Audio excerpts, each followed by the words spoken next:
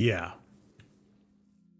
You know, I left on vacation and I did watch the Wrexham game.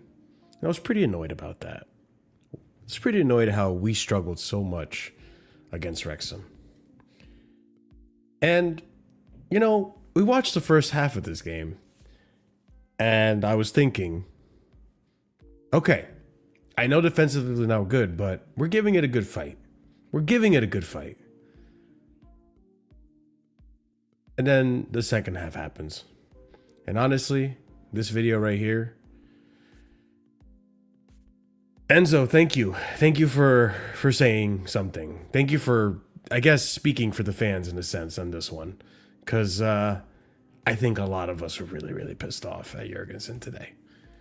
And to be fair, it's not even really Jorgensen's fault, is it? Because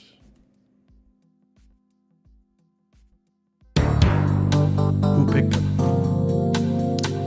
Who picked him? Now, guys, I'm glad to be back. Happy to be back in the chat. Happy to be talking Chelsea again. Obviously, I wish it was in better circumstances, but it's Chelsea. It's the Blue Co way. We just can't make it easy for ourselves. And I want to say this, and I think the panel is going to agree with me. I don't really want to focus on the directors, the recruitment, all this, because at the end of the day, we've said it already. Chalobah's not good enough. Fofana not good enough. And you know what? Can't argue it anymore at this point with myself. I tried to defend Fofana, you guys know, but I can't argue it anymore. So many players in this team, not good enough. But when Fofana and Chalobah are the best that we got, yeah. So you come to learn to accept these things. But there are certain things you can avoid. And when we're having debates about who could potentially be one of our best players of the season, and the name Robert Sanchez gets thrown in there, it doesn't make sense to me to all of a sudden phase him out because of a mistake against Arsenal, another mistake against Arsenal recently as well. And in one of those games, not really being his fault for us losing anyways. Today, and it's so funny because they were both wearing orange. I saw that match yesterday. I didn't watch the match, but I saw the highlights of what happened to Spurs in the first 15 minutes of their game. And I sat there and had a bit of sympathy for Kingsley because, wow, you got put in a situation that you were not ready for, clearly. And you've absolutely... I saw a man's soul leave his body in that game. That man's career is done. But Jorgensen, or should I say your Kinsley at this point? Huh? Because this guy looked no different than him. Wow. Wow. Wow. Wow. And it's only, one could hope, it's only a matter of time till ROSENIOR decides, you know what, this team isn't good enough. I'm just going to play the best that I can play them in and mitigate as many errors. I hope you do that at some point, Liam. Something tells me it's going to take a while. And it annoys me because Maresca already figured this out for you. And you're doing it all over again. So again, Maresca out, right? Yeah. 5-2, people. This tie is essentially over. And if you want to say ROSENIOR out, I don't give a fuck.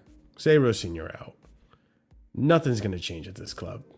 Nothing's going to change with this ownership. Say ROSENIOR out if you want. I'm not going to say ROSENIOR out. I think most of the panel agree. They're not going to probably say, I don't give a fuck. Who gives a shit? What I will say, though, I don't believe in this guy. And I don't think this guy is going to take us anywhere. In fact, Champions League isn't even guaranteed next season. In part due to the recruitment, but I think in part due to the managers and his decisions now. If they're his decisions at that, which I still question if he has full influence on who gets to play, who doesn't. But regardless, that's a whole different debate, right? But I don't believe in this guy. I'm going to make that crystal clear to everyone. I don't believe in ROSENIOR. And you can't even, and Ahmed, I know you're back there. You can back me.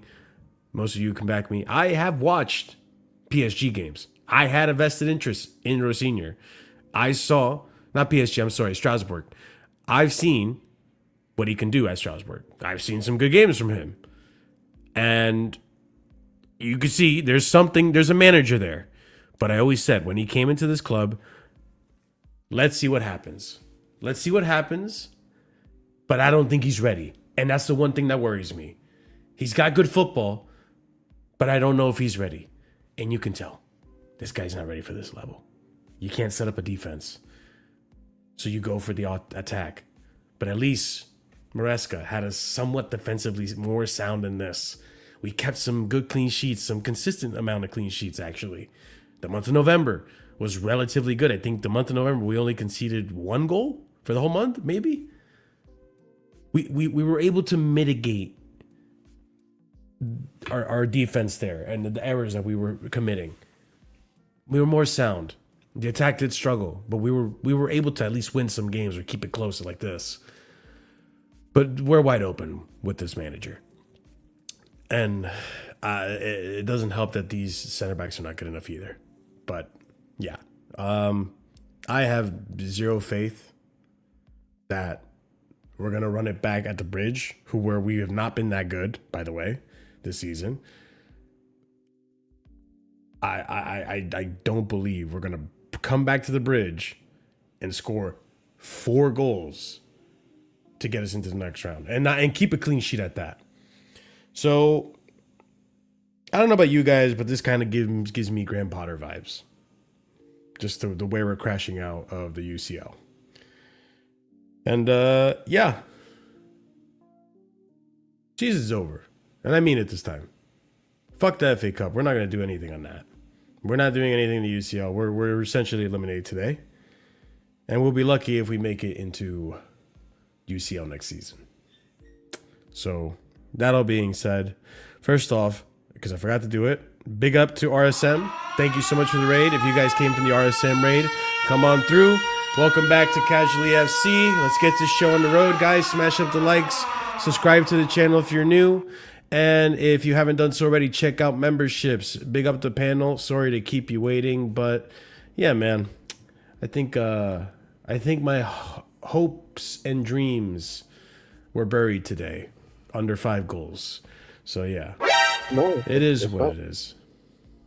You know, you're right, Marshall, and like ultimately, like you said, the season is finished, like it's done, because we like today answers, not even necessarily just like fully answered. It was a case of like we kind of knew this a little bit, but I think today was the nail in the coffin of this. Like we can't win big games under this manager at all because of certain things that we'll get into. But yeah, like we have no chance of winning cups because you have to, if you're going to win the cup, you have to either be incredibly lucky with your run or you have to be able to beat one or two big teams here and there, right? The run we've been lucky in the FA Cup, that remains to be seen. Everywhere else is just not good enough. And we're not able to beat an Arsenal, and I don't even think we'll beat City. That's coming up. We've got United as well. We'll see with all of those games. But yeah, just a complete, as JC put it, self-sabotage today. Like, I was already had my doubts about this manager in terms of how I viewed him. Like, I'm not him in or out. I don't care. Like, I legit don't give a shit. Like, he's gone in the future anyway. He's not a long-term Chelsea manager. Who cares? He won't be here in 18 months. No one's going to give a shit. But from my point of view, I look at it and go, okay, we got rid of Maresca and he was doing some bullshit. As much as I like Maresca, he was doing some bullshit. Yeah. What's Rossini going to do that's going to change? Cool. Number one, the thing that what's it called? The thing that Maresca was doing was the lack of trust in players. Whether it was Santos, Hato, whether it was Josh, whoever, right? Cool. What the fuck's now changed? We saw an initial trust from certain players. Santos, Hato, not even Josh, but certain guys. But in the big moments, in the moments where, you know, they like certain players could play, you decide to revert to type. You do what's it called? You do what Maresca did. So you're no different. Santos has one bad game. After being our best midfielder since Rossinior's come in, he's relegated to the bench. Relegated to appearances against Wrexham. Hato does really well in games. And I'm not even saying he should play today, but Hato does really well in games. We see him with really good moments. Wrexham was our best player. And I'm going to touch on Wrexham a little bit because we obviously didn't get a chance to talk about it. And I was vexed after that game because some of what I'm saying links to Wrexham. But Hato, our best player against Wrexham, gets taken off for fucking no reason for Gusto. For literally no reason. You default back to the same fucking centre-backs of Tosin and Badiashile over Sarr. Gusto's at right back again and got ruined. He had first Barcola and then Kvaratskhelia had him on strings. Fuck the goal for a second. It was a nice goal, but fuck the goal for a second defensively, which is why I ask of a defender. He got ruined. He got rinsed by two different left wingers today. He sucked. He was terrible. The guy next to him was even worse than him, but he picks him still. We had a debate, Marshall, and we're going to continue said debate. It's going to happen again. And I told you, you cannot tell me that Josh and Sarr and these men are worse than Fofana. You cannot tell me. And I've been proven right on that. You cannot tell me they are worse. Josh was our best centre-back at the start of the season. Up until the point at which he got dropped when Fofana came back as being fit, he was our best centre-back by a mile.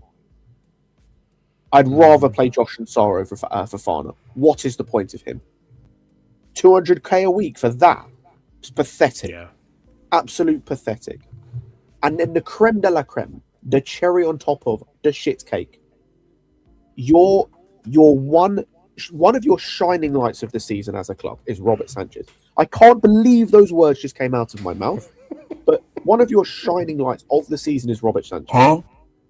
He has been arguably, he's top 3 for me in player of the season. Yeah. He's not player of the season because I think there's one or two guys ahead of him, but he is up there in the case for player of the season. He has been, in terms of stats, the second best goalkeeper in the Premier League this season, in terms of clean sheets and all that stuff. You, for no fucking reason, decide when you come in that you have to have your system. Your system is king. Remember when that was a problem when it was Maresca? Because it was at times. Now it's Rossinior. It's still a fucking problem. You had a goalkeeper who you know wasn't good on the ball in terms of certain areas. You wanted to limit his touches, limited the amount of time he was pressed, limit the amount of time he was at the edge of his box or outside his box. You decide to change that, and in 2 games against Arsenal, have him as the dictator. At both times, well, the first game he was the only reason we lost, and the second game, I don't think he was the reason we lost, but he was still bad. Coincidentally, it's the 2 games you've asked him to do that role. Instead of changing it to accommodate one of our best players, you ruin his confidence, then drop him for no reason, then do this bullshit about there's no number 1. How's that going for you, mate? Then you bring Jorgensen in, who was the reason we lost today. Because 3 of the 5 goals we conceded down to him. That reminds me. I forgot to show you guys something. Hold on. This will make everything better. Check it out. Rosenior is the reason we lost today. He is the reason we lost today. He's 100% number 1. He's played in the league game and the Champions League game. Robert Sanchez has played in the FA Cup game against Wrexham. Wait, this came after today? Yep. Like the game we just played? Before. This is before the game. I want to know. Rosenior is the reason we lost this game. There's no one else to blame. You can blame Jorgensen, who played him, who picked him, who picked the guy that we know is not good. We know he's a dog shit shot stopper, and he's overrated. Because as good as he is in terms of actual passing, the thing that he lacks, like Sanchez, is the mental side of it. You see with the Vitinha goal, and you see with the other moments in the game, he gets frazzled so easily. So even if his passing is good in terms of he can hit the long passes, he can hit the passes between the lines. The moment his brain gets frazzled, the moment someone gets in his head, all goes to pieces. So the passing doesn't matter anymore. And that's what happened today. This game is on Rosenior fully, and I think it shows this game, all 3 Arsenal games, and the first half against Napoli, we will not win big games with this guy because he overcomplicates it or shits his pants. Did you see Jorgensen and Reece James today as well? What? No. What? I don't remember. Right, the players are clapping the away fans, right? Because they've travelled. Reece James is telling Jorgensen. Reece James is telling Jorgensen. Oh my god, we don't care, man. No, he ignored Reece James and walked down the tunnel. He ignored Reece James. I think he's done after this. Yeah, you ignored the captain. I'm a keeper. None of you saw, did you? Yes, I did. I did see it. It was already online ages ago. But thanks for that, Chris. Like, it just happened like 20 minutes ago. So. Thanks, Chris, for the great update, Chris. No, Ahmed. I'm not doing this, bro. We're not sarcasming. We're not going to sarcasm the pain away. You know what? Yes, you know it's true. You know that's a problem. Come here, dude. Look at that guy's attitude. Look at what Enzo had to do to put him in his place. Marshall, stop being a prick and listen to me. How was he being a prick? Okay, Marshall. Hey. Okay, I don't care if you give me a yellow red. I don't give a shit. Because you all people should know. I'm back from Las Vegas, man. Listen, do you know me? Who did I want to set Jorgensen at this football club? Was I advocating? No, I'm never saying that. We're not saying you are. No, are we? But I don't. The reason why I don't care anymore. The reason why I'm saying this is because the reason why I'm saying I don't care is because I don't care about the player. This is sadly an inevitability of all of these signings that have happened at this football club. We're playing bums. That's it.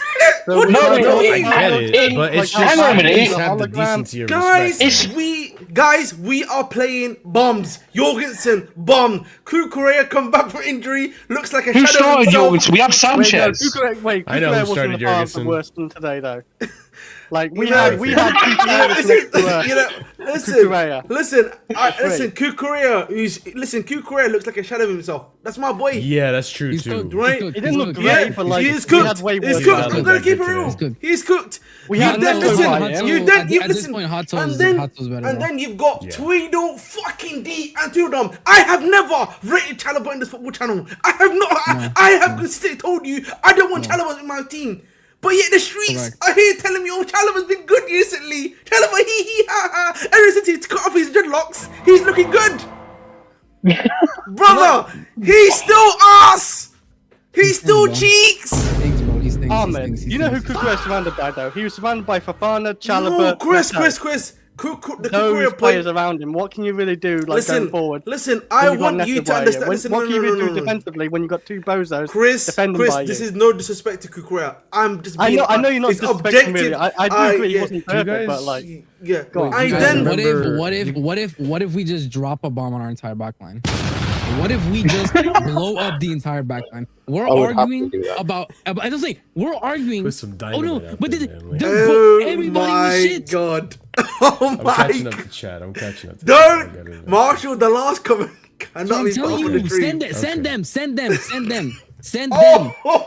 I've already said Neto's nickname. You know what Neto's nickname is for me. Send them. I don't care, bro. Bro, listen. Gusto actually, unironically today. Gusto side. He may have Defensively, he wasn't great. No, man, He was alright today. He cheats. You know, you can say Kvaratskhelia cooked him. That's perfectly. I'm not gonna argue this. Gusto was mid. That's it. Yeah, it was alright. I'm not saying That's how bad our defense he was not is the in rest bad. this one. He was not the rest bad. Yeah. That whole Yeah. back But line then was diabolical, bro. Then there's another guy we need to talk about, yeah, the star man of the team. Where's Jorgensen from, bro? Where's I Jorgensen don't from? listen, Denmark. Mr. He's Queef. Swedish? Denmark? Listen, Deport him right now. Deport him right now, bro. okay, Chris Jorgensen, can bro. handle that for us. He knows the lads in Thank certain you, pies. And listen, you know, I just want to say, can we talk about Cole Palmer, please? Every week I come back to this fraud. I'm sorry to say, I'm gonna call him a fraud now, bro.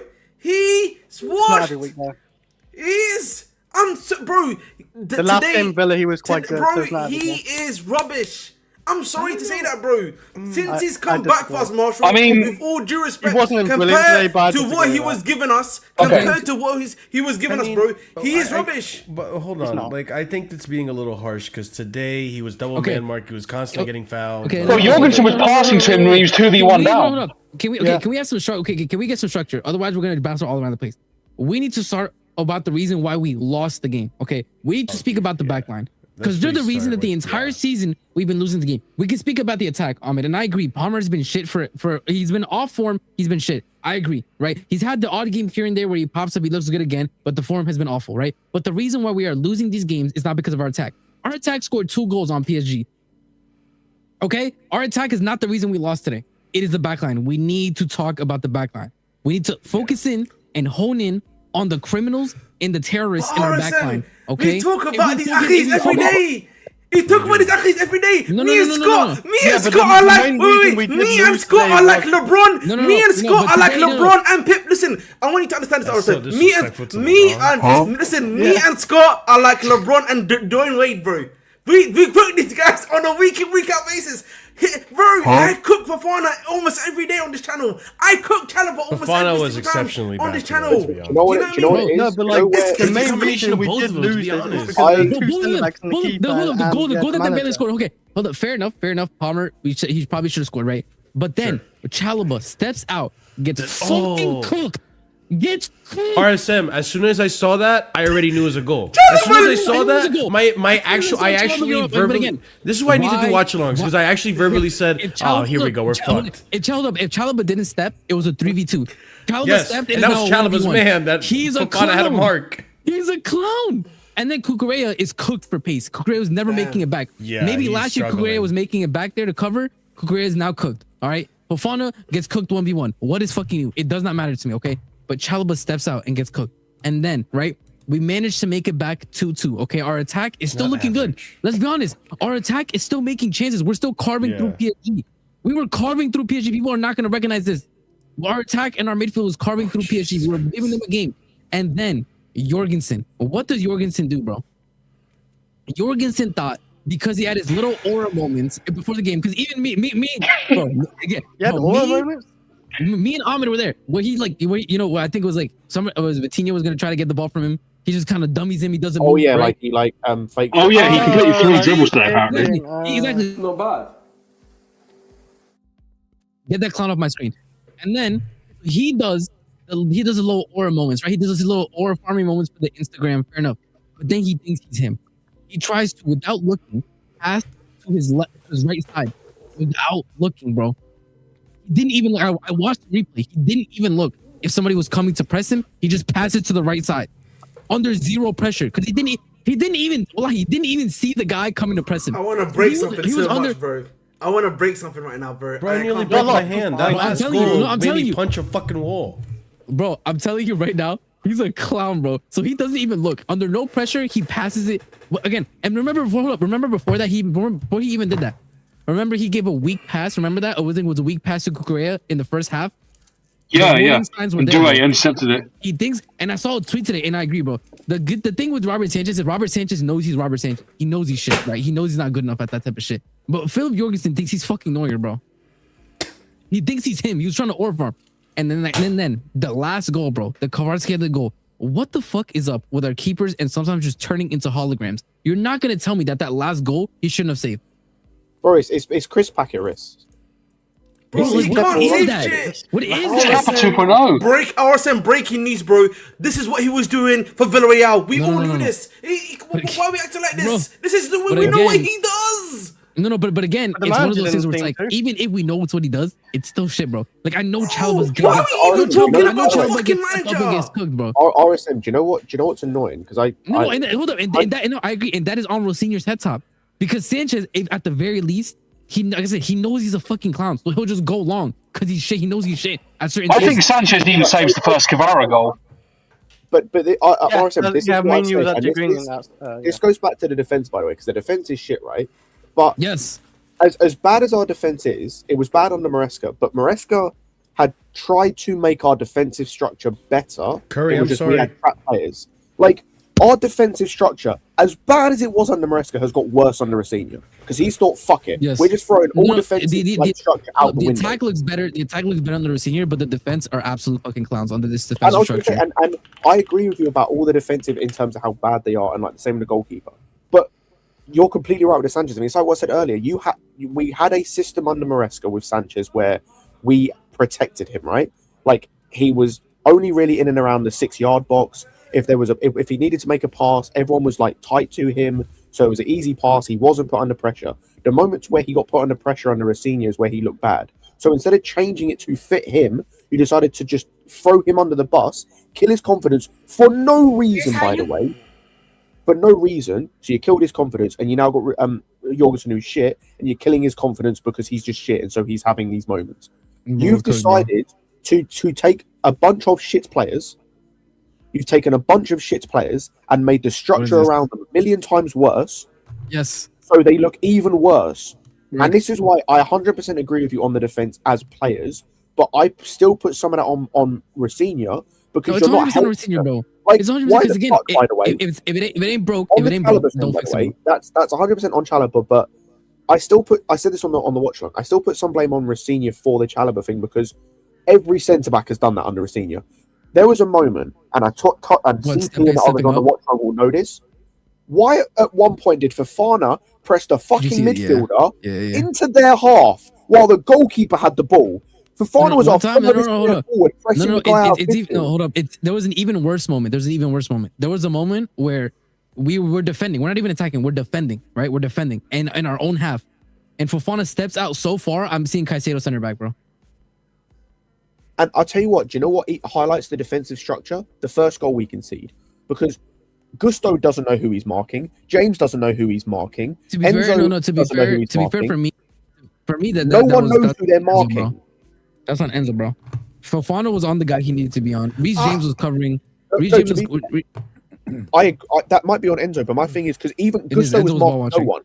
one. Gusto was marking air as well. He's just air marking again. He Yeah. wasn't marking anyone, so he could have stepped up. Enzo could have stepped in.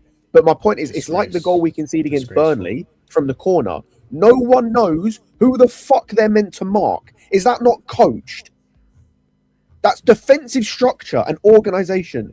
You were a fucking defender. You were literally a fucking defender. You were right back. Can you not coach a defense? Oh, was he a defender, really? Yes, I thought he was he a was a right midfielder. back.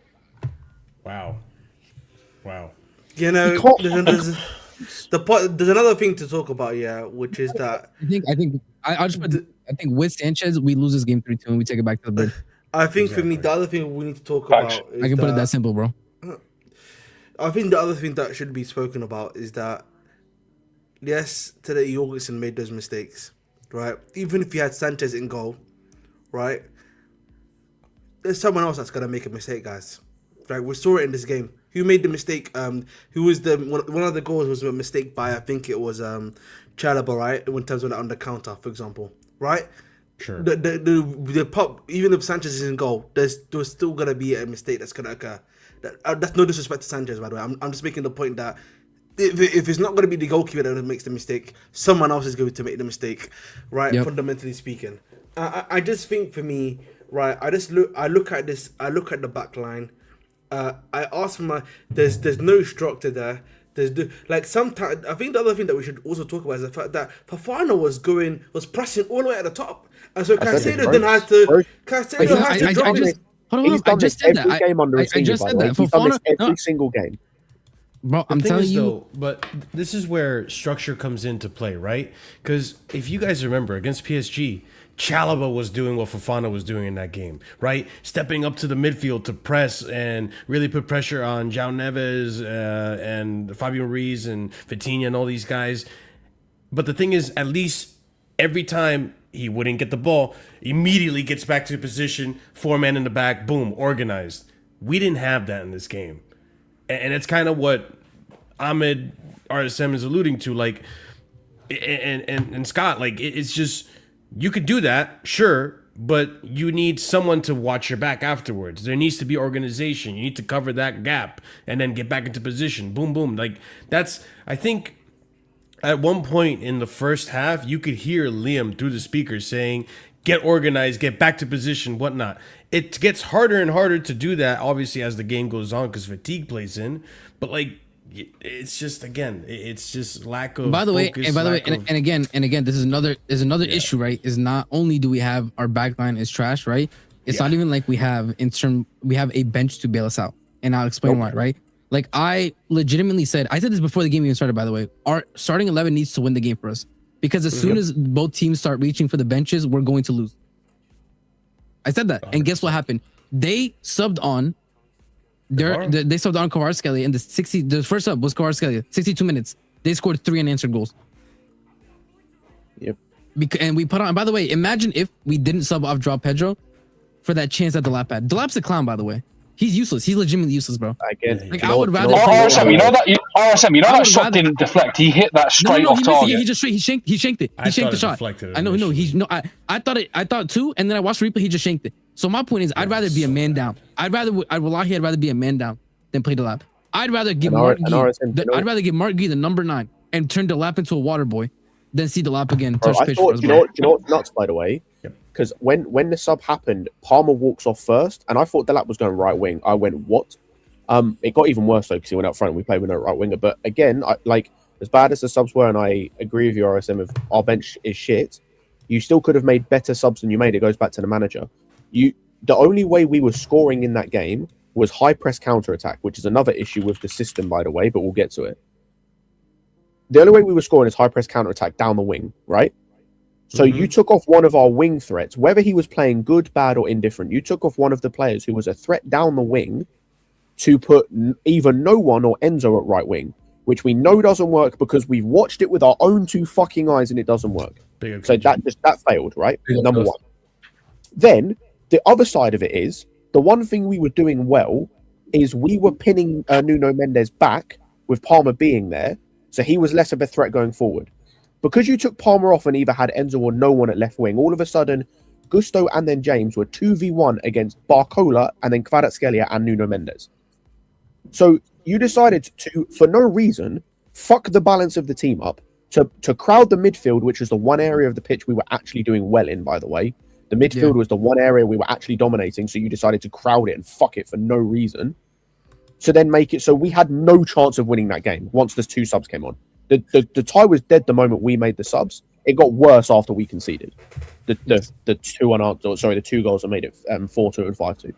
So again, I go back to it. All of the negatives we have in this game go back to the manager. All of them.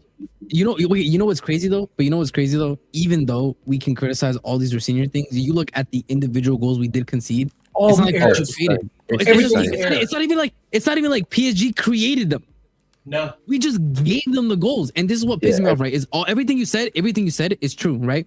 And all of these weaknesses that ROSENIOR has shown, right? And all the weaknesses we see in the squad and everything is true, and then it's amplified by 3 billion because we have clowns in these positions. Yep. Look at I was listening while I was walking the dog. Somebody, I think, like, even if we change nothing, just having Sanchez instead of Jorgensen, it's 3. We lose 3-2, and there's still a game. Yep. I don't know. We can, as bad as Sanchez fucked it, which he did. Sanchez, we've seen him do that multiple times. So for me, it's one clown for the other.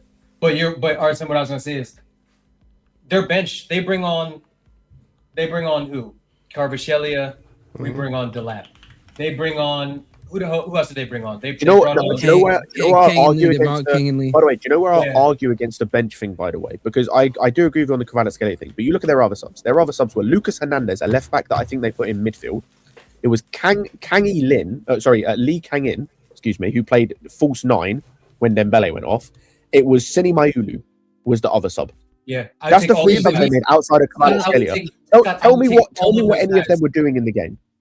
I would take the thing all is- of those guys But over. that's hold on. But that's the point. That's the point. 100% I would, but my thing is like these guys are not match winners. They're not amazing. The point is because of the way the team is set up in a sense of just the whole thing.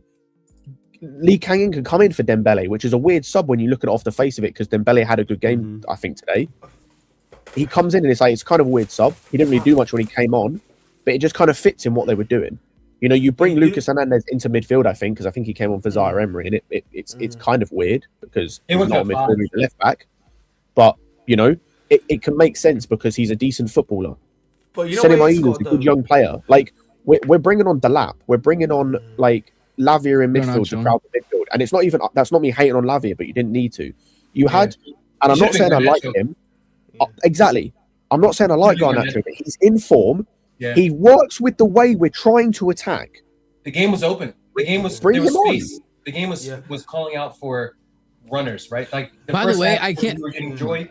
It was I all think- it was Neto. Bro, Neto in space. Marquinhos was getting killed by everybody for pace. Bro. Yeah, space. Yes. There was I think- the space I think there. to- As soon as Lavia came on, I said, "Why is Lavia coming on? This should be." I understand Delap, even as crap as Delap is, but I know Rosinio's got one eye towards Newcastle, and Delap. I mean, and João Pedro plays every minute, almost of every game, and he's like, I got that sub, but I was like, yo, bring on wingers, right? Neto just played 120 minutes. Bring on somebody that has pace in behind, and you're gonna get space, right? Plus, Hakimi's not a good defender. He's not a good. He's good going forward, but 1v1, like Garnacho can catch him. At least worst case scenario, Garnacho pins Hakimi back a little bit so that he's got to at least think about the threat in behind.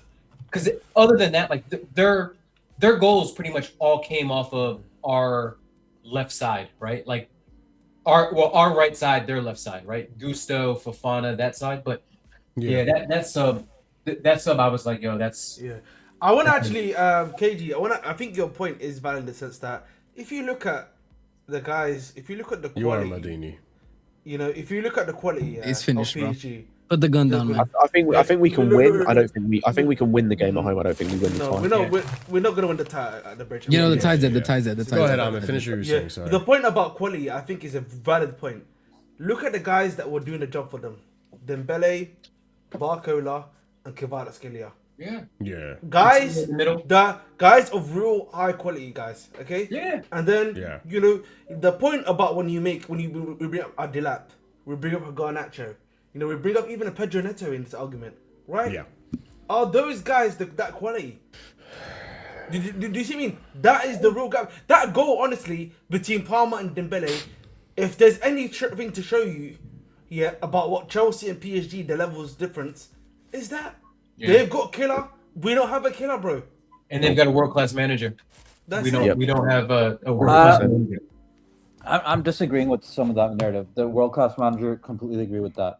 I'm sorry, we literally had the same team and we whooped their ass 3-0 with this quality that we're talking And about. Palmer Actually, scored. But you this is my point, you though. could say- It's not. You could say in some aspects greater or less quality in terms of less quality in defense because Caldwell right now is looking like the next coming of Jesus Christ himself right now.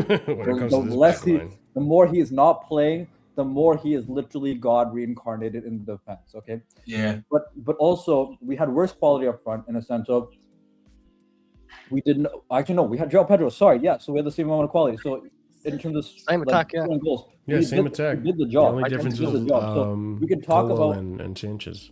yeah. I so we can talk about- outside of Cole and Sanchez, I think it was the exact same team that played against PSG. in the Yeah, double. Yeah, pretty much. Yeah, it was. So we can talk about yes the quality and off the bench, but we also whooped their ass 3-0 in the first half, and we could have destroyed them even more during that game, but we just chilled, right? So I can get it to an extent, and you can talk about killers, but you could say the same thing once again. Dembele had just come off come off a run where he eventually won the Ballon d'Or Yeah. where they won the treble, Yeah. and he had chances in that game too against us, and he flopped it. Right. So then what happened? This year they're doing shit in the league. So is Dembele a killer now? I don't think so. It just happens in that day in terms of for Palmer didn't go in. I would That's hate. another What thing to would point out, what would though, hate? that- But what would hate to you there, Corey Parrott, is though when his team needed him in this game, he did the job.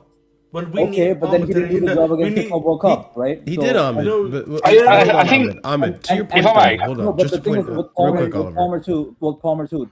We could say Palmer hasn't been on form this season. Palmer also wasn't on form at the end of last season. True. I mean, he wasn't scoring He goals. He literally wasn't getting was that not. many assists. He was I'm gonna be creating honest with chances, you, but literally it was wasn't not. great. But Oliver, what Yeah, it were you going to wasn't say stable, real quick Palmer. before KG? I was gonna say, I'll be honest with you. The Club World Cup final was a fluke. We played PSG 10 times. They beat us 7 times. At a Do you time. think so? I think they could. Yes, I but disagree. I don't know. I The way we disagree. set I up disagree with was that really assertion. good. I I think thought with They I are think- better I think- than us. In No, every, hold on. every sense I of agree. that. Just the way Maresca set up against big teams, Wait, I no, like. that's the point that I was gonna get to. Maresca's Yeah. game plan absolutely killed them. That's what it was. That Yeah, game well- plan of exposing Nuno Mendes, because the goals came all down the right hand side, exactly the Right, same.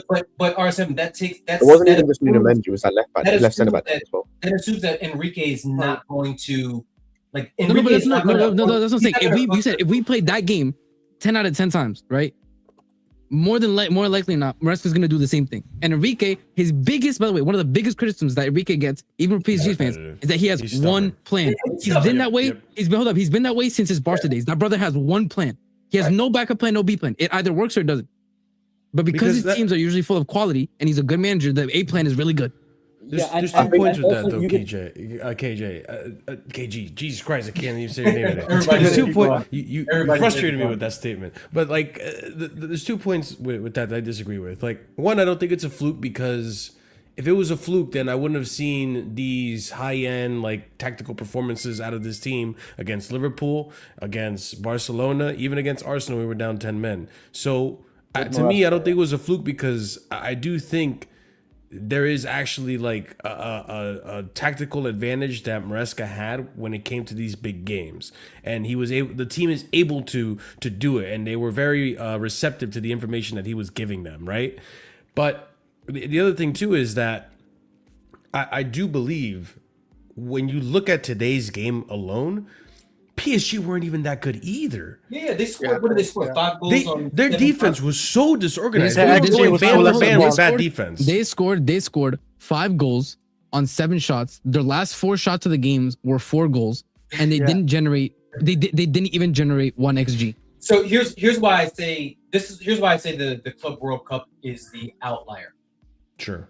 Who we I have agree. in Outlier, defense, yes. who we have in defense. Yeah, maybe fluke might have been the wrong choice of words, right? So who Also, we have in to, defense, KG, to your point too, I did want to point this out. Yeah. When we played him, they didn't have Pacho. He was Right. suspended. Right.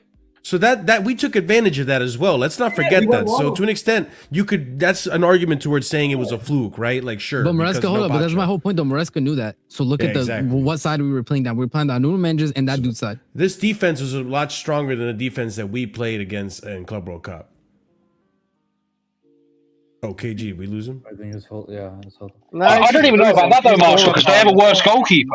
They have a worse goalkeeper this season. Also, they're worse this I season mean- than they were last season. They're literally winning the league by 1 point against Lens. Against Lens. Yeah, no. I mean, they've been riddled with injuries this season, unlike last season. But yeah, it's Sure, you can be riddled with injuries. Yeah. Literally have a trouble-winning But squad. and have a regardless, like defense even and- but Oh my that's God, just by the way, like okay. playing devil's advocate. This is even worse, by the way. So What's up? remember how I said that the last 4 shots they took were all 4 goals, Yeah. right? Yeah. The first of those last 4 shots came in the 40th minute. Oh my So god. So from the 40th minute to the 94th minute, they generated Yeah, 4 shots, and all of those The, were goals. the problem, That's the I thing. hear- Scott, I can hear you- all of this. real quick. I'm gonna ask you something, Scott. I wanted to ask you this earlier. What happened in the second half? Because that first half, we actually looked like the better team, and we looked like we were gonna go on to win that game. We're gonna go goal for goal and stuff like that. It was Like the subs. I wasn't worried No, but wait, about but being yeah, it one was- goal down. Go ahead, Scott. Sorry. the only thing I would say, and the only pushback I'd have, because I hear like PSG weren't amazing today. the pushback I'd have though is like, because I know RSM, you said about like all their goals came from mistakes. I've watched our goals back, and like outside of like the Palmer chance, which then they score off of, the 2 goals we score come from mistakes from their end as well. Like, so it wasn't a case of, you know, we were breaking them down amazingly. It was just a case of they had the Gusto goal. The Gusto one was the Gusto one. I wouldn't classify like the way I classify a mistake is like legitimately like you have given them the ball, kind of shit like that. Yeah, but like bro, I would argue that's the same for the Kvara goal. The only difference is obviously Jorgensen can save it, but you could argue that for the Gusto goal. Safanov should save that. Yeah, by the way, that logic. But again, hold up. But again, that's to my point though. That like at the end of the day, when you look at the XG, when you look at the shots, we had more shots, we had more XG, we attacked more, we created more, we built through them more. A lot of their attacks, right, where they were building up from their own end, didn't result in anything really dangerous.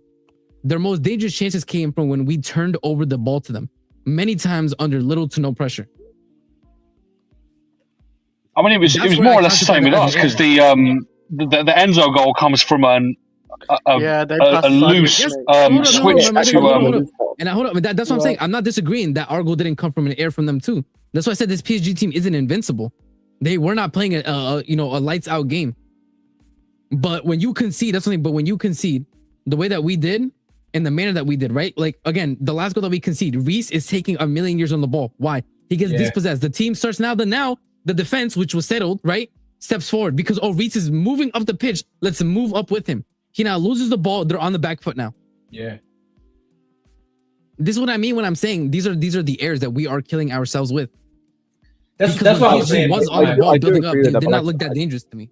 I do think the way that this game goes, though, I think both teams were going to create chances through the other team's mistakes. Yeah. And I think this comes back to the quality thing of if you're going to have 2 teams make mistakes, and that's basically how you're going to get your chances for the most part, right?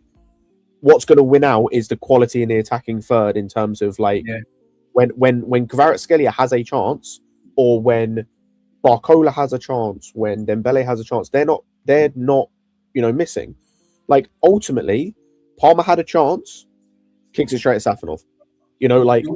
I'm not fully blaming him for it because he got a touch on it, but like that chance within 5 minutes where I think James hits the ball across the box and João Pedro gets a touch on it, and takes it away from Neto. It's like, Erling Haaland in that situation. This is a player in João Pedro who's been amazing for us, but like a killer in front of goal potentially gets a touch on that. Like, so I think this is where it goes back to, I think it might have been KG or someone else said about the quality of like, unfortunately, this is where it's like PSG will kill us 9 times out of 10.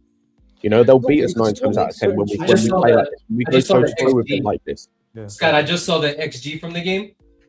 PSG had less than 1 XG. That's what we're saying. Yeah, like 9.2, I think, or something. Yeah, I saw 0.87. Yeah, 0.87 XG. Yeah, I saw 1.7 or something like that. So we had 1 point something. We had 1 point something.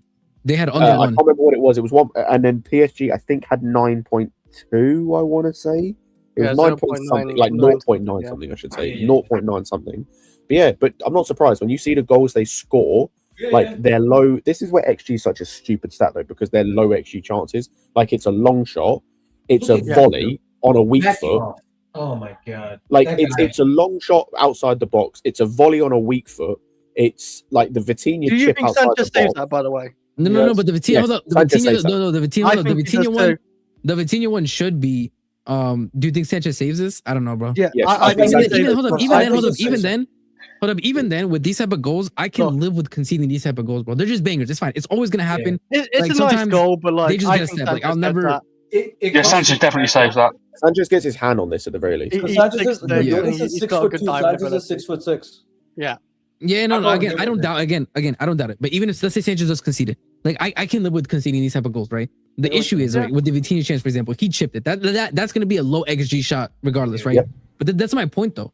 But like the goals that they actually scored were not that high of XG, right? So that means that in the terms of the shots that they did create of their own buildup, they didn't really do a lot. And that's my whole point. We gave them the game. That's what it is for me. And they had enough quality to take advantage of that. Yeah. Which is fine. That's where their quality shown over ours, right? But they did not create that. They did not press the hell out of us. I don't think we struggled massively in the build-up either. There was in that first half, you can tell me if I'm wrong. We were playing some really good football, bro, to get out of the press. Yeah. It was really, really nice. You know, Amazing link up and all On the that. left side with Enzo. I don't know whether this is Neto, ironic or Correa. not. To me, it's ironic considering the choice. I think the biggest issue we had in build-up was the goalkeeper. Like, in terms of the build-up out of the back line, like, once the ball got to the centre-backs or the full-backs and the midfield, it was fine. The biggest issue we had in build-up was the moron in goal. Like, he was the one making it a problem. No, hold on. Same shit Monaco fans said probably, but that's the point though. Because they said that because they knew that their team played the better performance, but they didn't have the quality to kill PSG. This is our issue.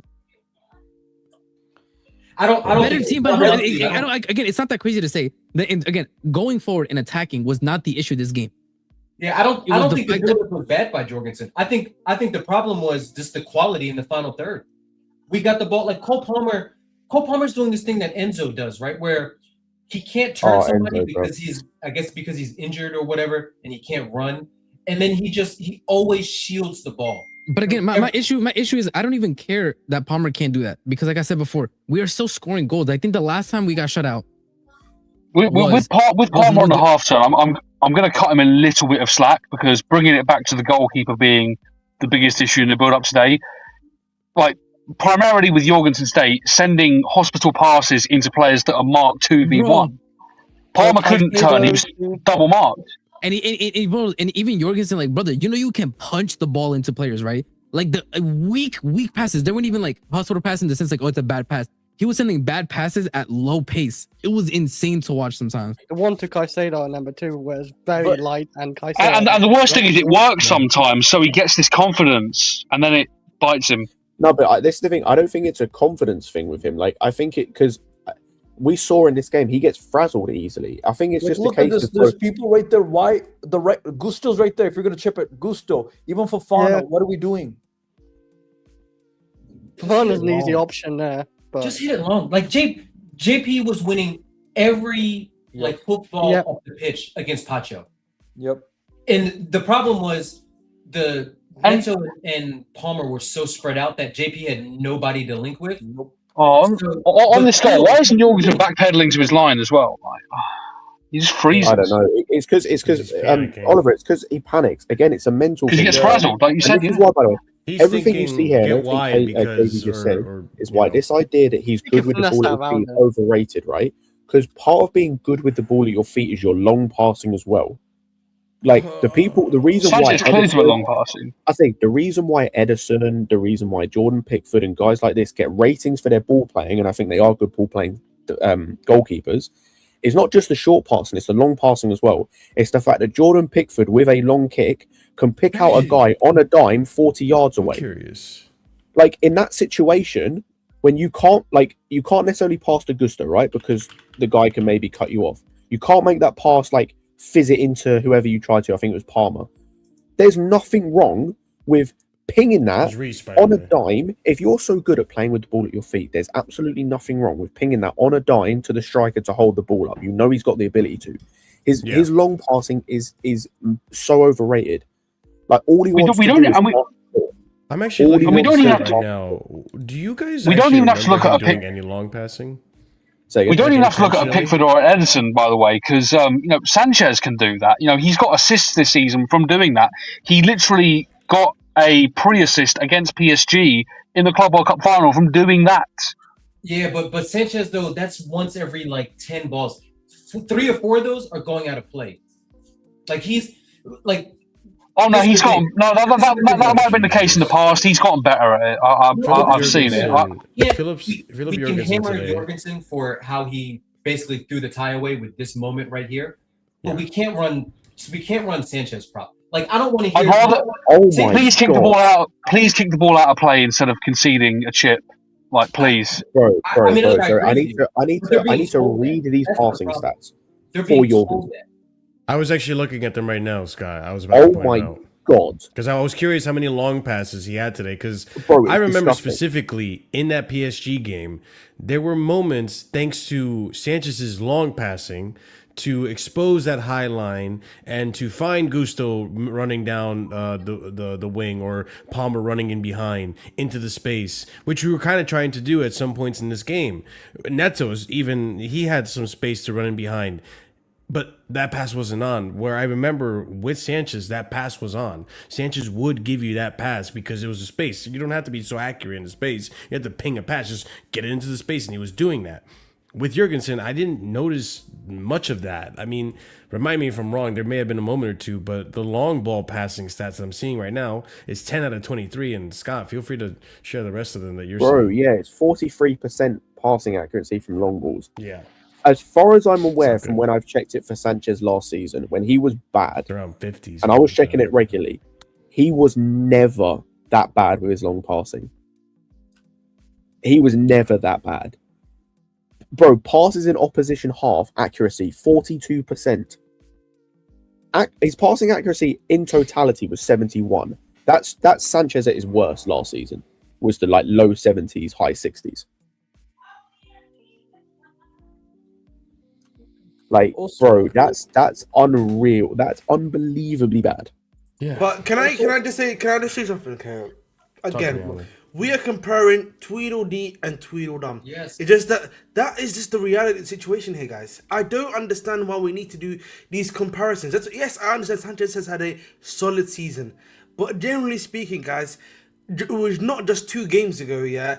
I forget the game that it was. The reason why he got actually what's it called? It was Arsenal. Arsenal. It wasn't just Arsenal where brother just made another error. Yeah. Okay. We have to. So We can't do this. We No, can't I was do gonna this. say, Let Ahmed finish. Wait, and the reason why I'm bringing that argument up is because I'm not saying that Sanchez has not been consistent. Yes, but at the same time, there have been big games, where Sanchez has also let us down. That is the reality of the situation, in my opinion. Okay, the problem, yes, would we have gotten a 3-2 game with Sanchez? Yeah, probably. But again, that does not negate the fact that we have other guys that cause issues, other guys that cause problems for us, other guys that love to make mistakes. Yeah. Scott, I just looked it up. Sanchez has 33% long passing accuracy this year. So we can criticize Jorgensen, but Sanchez is just as crap. The only thing is we just haven't seen it in the last 2 big games because he hasn't played. I'm much more nervous when Sanchez has the ball at his feet than when Jorgensen has. But most it. times, I disagree with that a lot. A lot of times, the season Sanchez knows when to clear it. People know my thoughts on Sanchez generally. I don't rate him highly, but even at all. But we cannot deny this season he has been consistent. He's been one of the best goalkeepers in the league. Regardless of whether we want to accept that is the truth. He has been one of the best goalkeepers in the league. He still has a mistake in him 100%, but we had a system that was set up around him to limit the mistakes on the ball. He's gone back to old Sanchez for because 2 we're reasons. setting him up how we used to set him up. Exactly. I'll say there's 2 reasons. Number 1 is Ben Roberts has come back. Yes. Smash people. Ironically, by the way, Ben Roberts has come back as a goalkeeping coach, and our goalkeepers have got worse. I wonder why. Secondly, is the 2 worst games he's had under Rosenior. Both came when Rosenior wanted him to be the dictator and get a million touches on the ball and be the guy who was going to play out from the back, which he notoriously can't do, and it's why Maresca stopped doing it with him. No, Scott. What about Deserby sold him? His clearance? What about his cross collection? Sanchez's his positioning is horrible. That Wrexham goal that we gave up, where everybody was criticizing Tosin. Watch what Sanchez does on that. He takes 2 steps forward. Which goal? But a normal keeper is supposed to come out there and put his foot through that ball and kick it into Rose.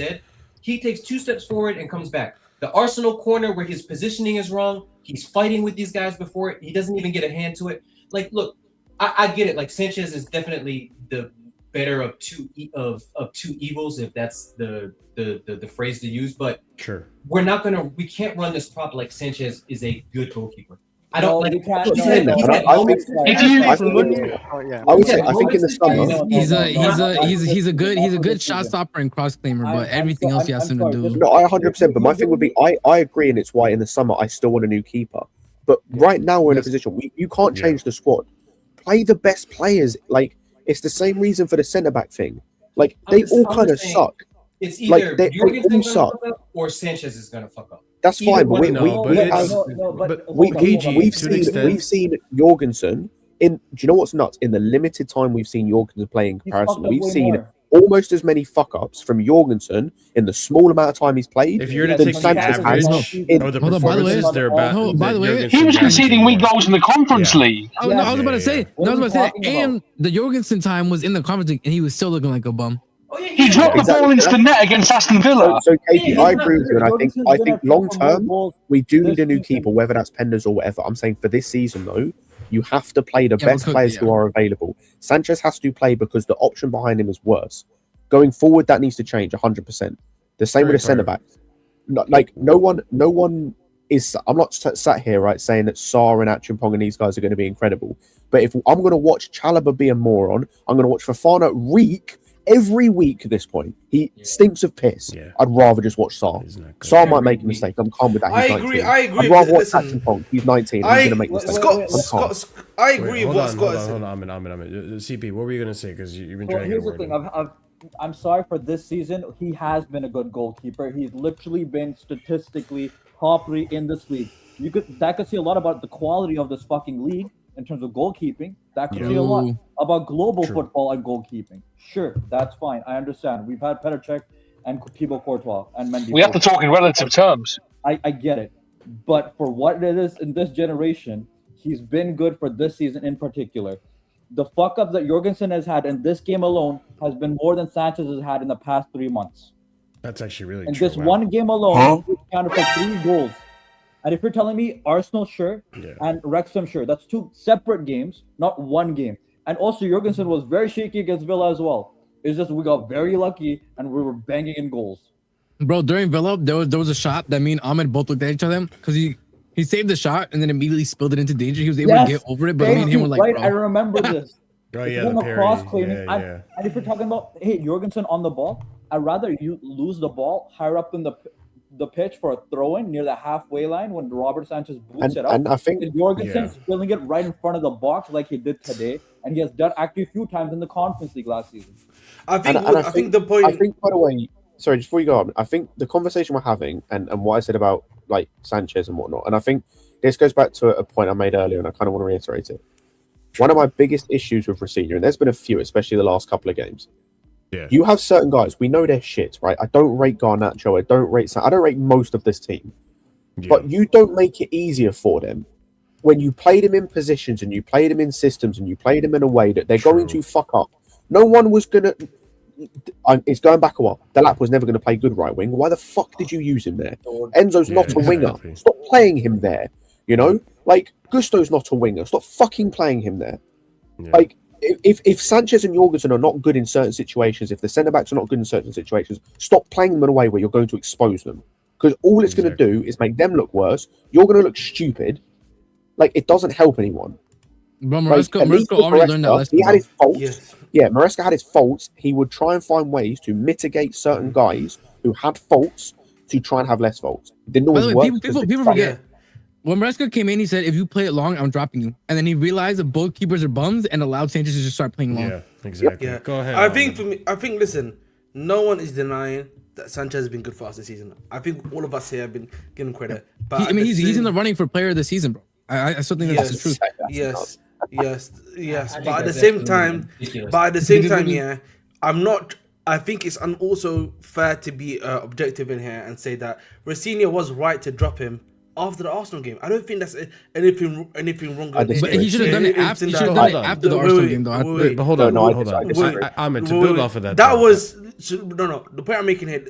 1 second. He obviously then we had the Aston Villa game, obviously, which was after the Arsenal game, if I'm not mistaken, right? And then the FA Cup game, right? Now, I think again, in general, him playing against PSG was a big call on the manager. I think for me, this is where I think for me you have to then look at the manager here and be like, you know, you took that risk. You then have to own that risk. Okay? Yeah, you have to The own point. it. That's the point. I think we should be looking at that. I'm not again. Sanchez playing, not playing. We can all have agreement and disagreement about how much of an effect it's gonna have.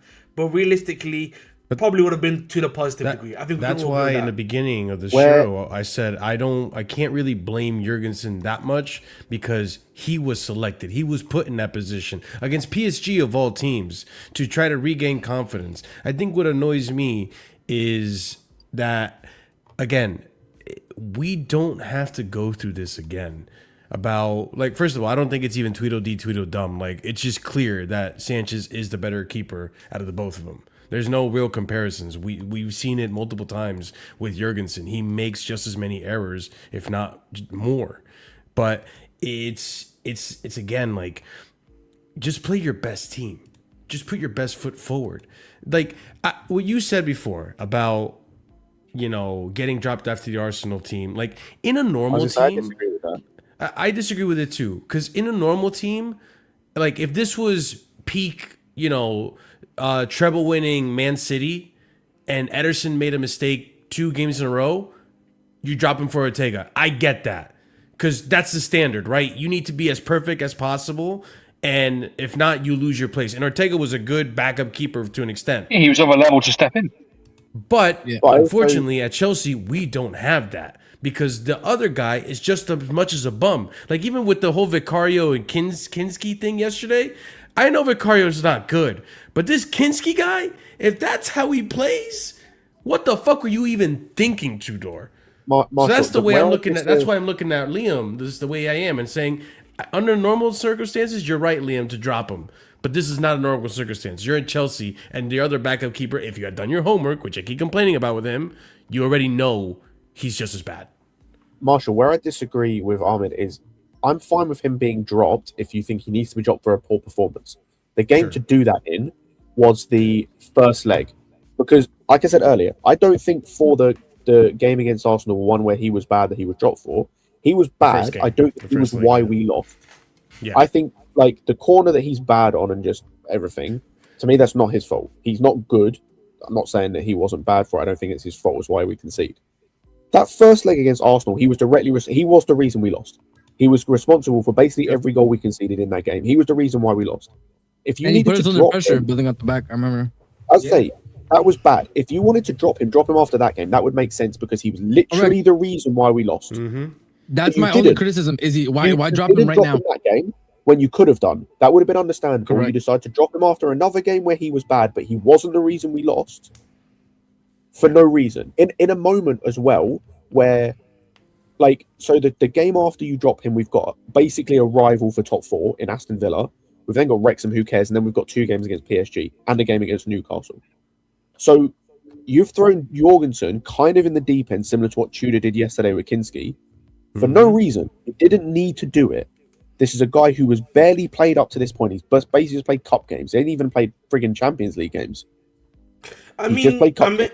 You've thrown him in the deep end for no reason. You didn't need to do it. It's now not working. It's fully on you because you didn't need to do it. And now you have to firm it, by the way. You have to firm it now because you've shown your hand.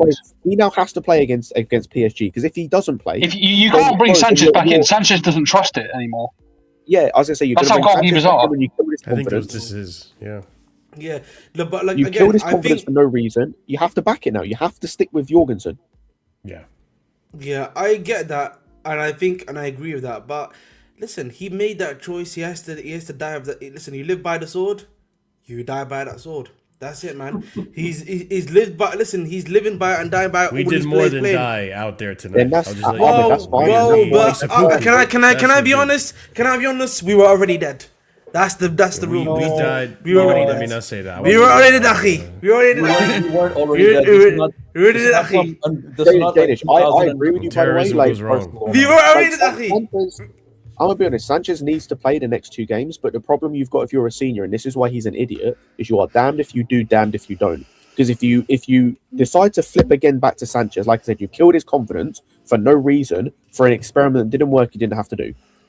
If you then decide to back it, like you kind of should do, you're playing the worst of the 2 keepers and potentially just throwing away a tie and throwing away games in the league because you're an idiot. And like I said, this comes back to him, and it's stupid shit like this and stuff he did against Wrexham that's pissing me off. And it's why I'm not him in or out because I don't care because he will not be here. Talk about what he did versus Wrexham. Like Wrexham was No. always Some of the shit he did against Wrexham for some of these players was bullshit because he's everybody did that shit. Arsenal did the same bullshit against Mansfield. Everybody rotated in midweek. When you have a I'm not talking about. He's not talking about rotations. I'm not talking about rotating. I'm calm with him rotating. I don't. That's. I want him to rotate. I'm talking about the fact of. I'm talking about the fact of. It's more the guys he in against Wrexham. It's the guys he subbed off. It's the guys instead of backing it and like, okay, you quite clearly can see some of these guys are not good enough. Some guys are having good games. Why did Hatter not play 90 minutes? Why did Sarr not play longer? Why did who else did he take off? He took off guys for no reason just to back these shit players. Like Tossin played for 90 minutes, cool, for what fucking or however long he played, 120 minutes. Buddy Shield the same for no fucking reason, despite the fact they both stank. They reeked of piss and were responsible for multiple goals we conceded. Like you could have kept Josh on the pitch, even though he wasn't great as a right back, as a right wing back, basically. He still scored the goal. Remember how long it took for João Pedro to come on? That whole game, other than that goal, like that's not. Yeah, but then you could have. Like, again, you want to build these guys' confidence. You want to build these guys up. No, you just want to build them, bro. Are one of our biggest weeks of the season. It's get the result. Don't care about the performance. You move on. That's all Wrexham was. But your stars and your Joshes aren't going to play in the Premier League. When you have what's the point of having all these young players? Champions League week, midweek, every big team is going to say, you know what, bin the FA Cup. Because I'll be honest with you, no one really cares about the FA Cup. No, but we're saying I don't care about the rotation. We don't care about the rotation. What we're saying why are you killing guys' confidence? Play the guys. Like, if you're not going to play Josh and you're not going to play Sarr in those moments for 90 minutes, what's the fucking point of them being here? Because they're not playing. That's what you're saying. You might as well play Sarr and Josh. They're not playing any of these games. What's the point of them being here? What's the point of any of this? Because KG, the reason why I'm saying this is okay. Josh didn't have a good game in terms of that. But Badishil is worse. He's older and he's shit. Right? Oh, I agree. Both right. of those guys. What we're saying is in that situation, if you still wanted to sub on Gusto. Put Mamadou Sarr on left center back and put Josh as right center back. So at least you give these kids more game time, and you still have Mamadou at right back, right? Like take out, like we're not saying they had to start week in week out. We're saying Badishil is shit. Why don't you realize that? Tossin is shit. Why don't you realize that? Yeah, young kids. Yeah, it's always the young kids that are getting scapegoated and getting the taken off. You can still rotate. It's when he's fit. I don't care about the rotation. I'm glad he rotated. Exactly. That was the right decision. You're like, I think. Listen, like again, guys. Yeah, to use a word from someone on this channel, maintaining value. Are we maintaining value by playing Benoit Badiashile? Fuck you, Marshall, for that. Are we maintaining value? I'm not going to. You're never out. You're not out. Are we maintaining value by playing Tosin Adarabioyo? You can't give him a red. You can't give him a red for your stuff. This is you. See? No. Casually racist is back. Casually racist is back. Here we go. No. Whoa! I'm kidding. It's clearly a joke. No, hold on. Let me also remind you who kept, jiggling Batty for fucking Liam Delap this season, okay? So I'm not the only one that had some howler takes, all right? And in terms of Sanchez, I was right about that. It just doesn't, translate to every player. I just want to get to the point of, like, since he's talking about his great takes, let's talk about Marshall having a direct line to the sporting directors because he has the shittiest takes out of all of us. So let's go through all of them right now. First of all, you guys just love to remember my bad takes, but you don't love to remember my good ones. You don't love to remember my good ones. Bro, he's kicking your ass. I think for me, just remember what I said about Donnarumma and look at the highlights tonight, okay? Okay, but you don't want to call out my good takes, but okay. Marshall, by the way, where's Donnarumma? Where would you rank him in the Premier League right now as a keeper? Behind Sanchez. Behind Sanchez, probably. In terms of Chris, you are so invested in this. Like, okay, hold on. I need to point something out today. The only reason most of us, chat, whatever, are gonna notice that Donnarumma had a howler today is because City lost, and he was the reason those goals were there, right? When you watch City, almost all the games he has howlers like that, but he gets saved. They don't get punished. He got punished today. So he's been playing like this most of the season, but no one believes him. No one watches him. I think he's been their player of the season. I think you could make that argument, sure, yeah. I think if Two things can still be true, KG. That's the thing. Two things can still be true. He's definitely helped that defense out a lot because of experience and the confidence and the shot stopping, which I never denied he was not good at those things. But when you look at the cross claiming, the errors to go, like the Liverpool goal, the Arsenal, I remember these errors that he made leading to goal this season. He's not been untouchable. I've never denied like his kicking ability, even his cross claim. I just said his shot saving ability is really good. It's better than Sanchez. It's better than Sanchez. I never denied that. And I think Sanchez done really good this season with that as well. Surprisingly, I'm not letting the squad Roman Todd out of what I was supposed to do, which was call him out on the PS. So we're not letting him Roman Todd out with the Sanchez. Hey, Aya, look up how many errors leading to goal. No, I agree with you about Sanchez. I was going to say, Aya, on form, I would say Sanchez is better. As an overall package, no. As an overall package, no. 100%. How can you say that when Sanchez isn't on good form? Because I think across the season, Sanchez on form. Okay, someone actually put a tweet out today. How many games has Sanchez played for us this season? I don't know. Probably 95% of our games, probably I would say. Like, would you say it's like 45 games so far we played this season? Give or take around that. Probably more. You have got transfer market though. You have got transfer market for that. Yeah, I'm I can't just look at the Premier League. I look at all competitions, right? Let me look at all. Go ahead. He's played 38 games. 38 games. So 27 in the league. He's had 38 games. Out of those 38 games, I saw a tweet. Out of those 38 games, you could say he was responsible for 5 of our losses because of Boza's mistakes. When you look at that percentage-wise, that means he's been good for math 33 of our games. So I'm not going to focus on just the bad games. Last season, it was at least like a good chunk. We were almost in double digits in how many errors. That's a third of our season.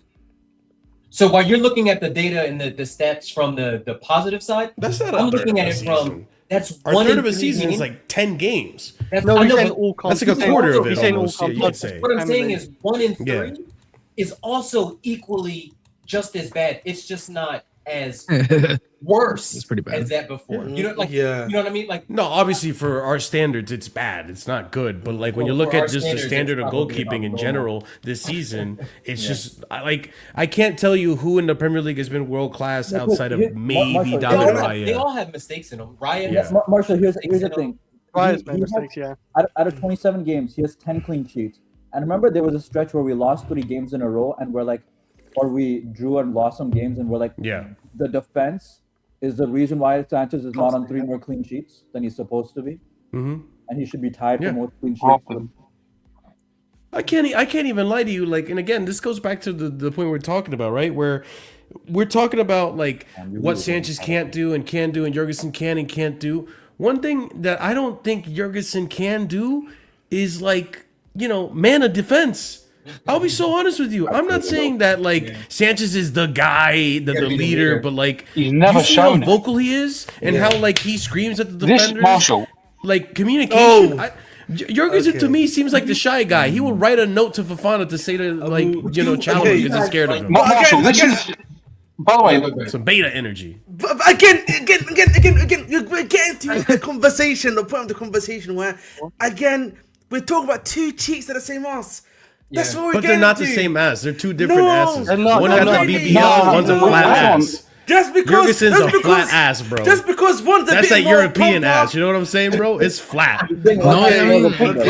I don't know about that. No cheek, bro. No cheeks. No, Marshall. Just because one of them gives you a better reverberation. Okay, doesn't mean it's not okay. Come on, man. You know what I mean? Like, come on, bro. It's got that ripple effect. Yeah, yeah, bro. You know what I mean? Just because it's a better reverberation, maybe a better sound, maybe even a better just, I don't know how else to say it, like, because like this argument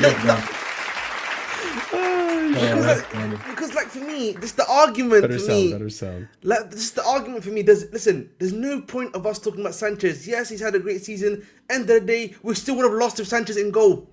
Yes. Yeah, that's it. I agree. That's the reality, guys. End of story. I'm tired of talking about. I'm gonna be. I'll let you go. Whatever. Go ahead, guys. Yeah, I was just gonna say my final point just is that I'm tired. No, the problem I have with this tweet. Yeah, you got on my time.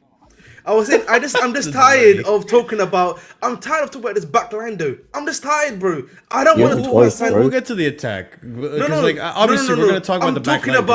I'm talking about the back line generally because I know we all know what the issue is. We know our back line. I've said this before. It's like sitting ducks. You know what I mean? It's like, you know, I'm going to use an example here. It's going to be a bit controversial. Okay? Okay. Watch it, Ahmed. Watch it. I watched American Waffle, the last one, by the way. Yo, watch it. Y'all were crazy. Y'all were crazy that episode. Okay. You know, watching our backline is like watching a siege. Okay, and I need you to hear me out. Okay, we are always under siege. It seems, you know, we're like the siege city. We just get ransacked all the time by the Vikings, bro. That's it. We're just like, you know, do you guys not know that the reference? Yeah, I know. I get the reference. That's legit. Reference. That's legit. Like we're like listen. It's like the Vikings when they went to their first Christian church, bro, in like England, bro. And we're just taking all the gold for free. Free eats, bro. It's just free eats. Pillage and plunder. Pillage and plunder. Yeah. They just saw a bunch of farmers. That's what they saw. No one really like breaks us down. It's always an error.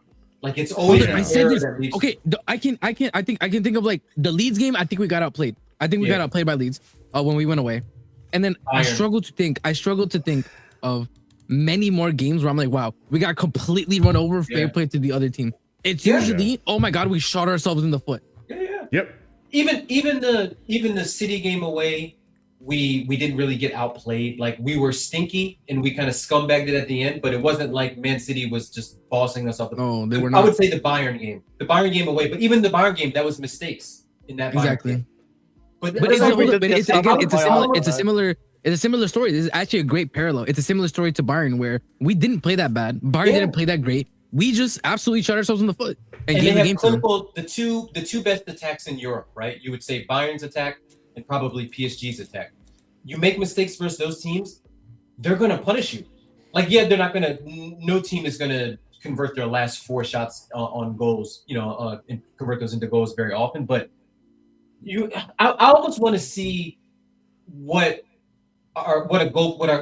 Sanchez, what Jorgensen is with just decent center backs in front of them. Like if we just had decent center backs, I feel like the season would be so much different. Like I feel like top 4 would be wrapped up. I feel like we would be.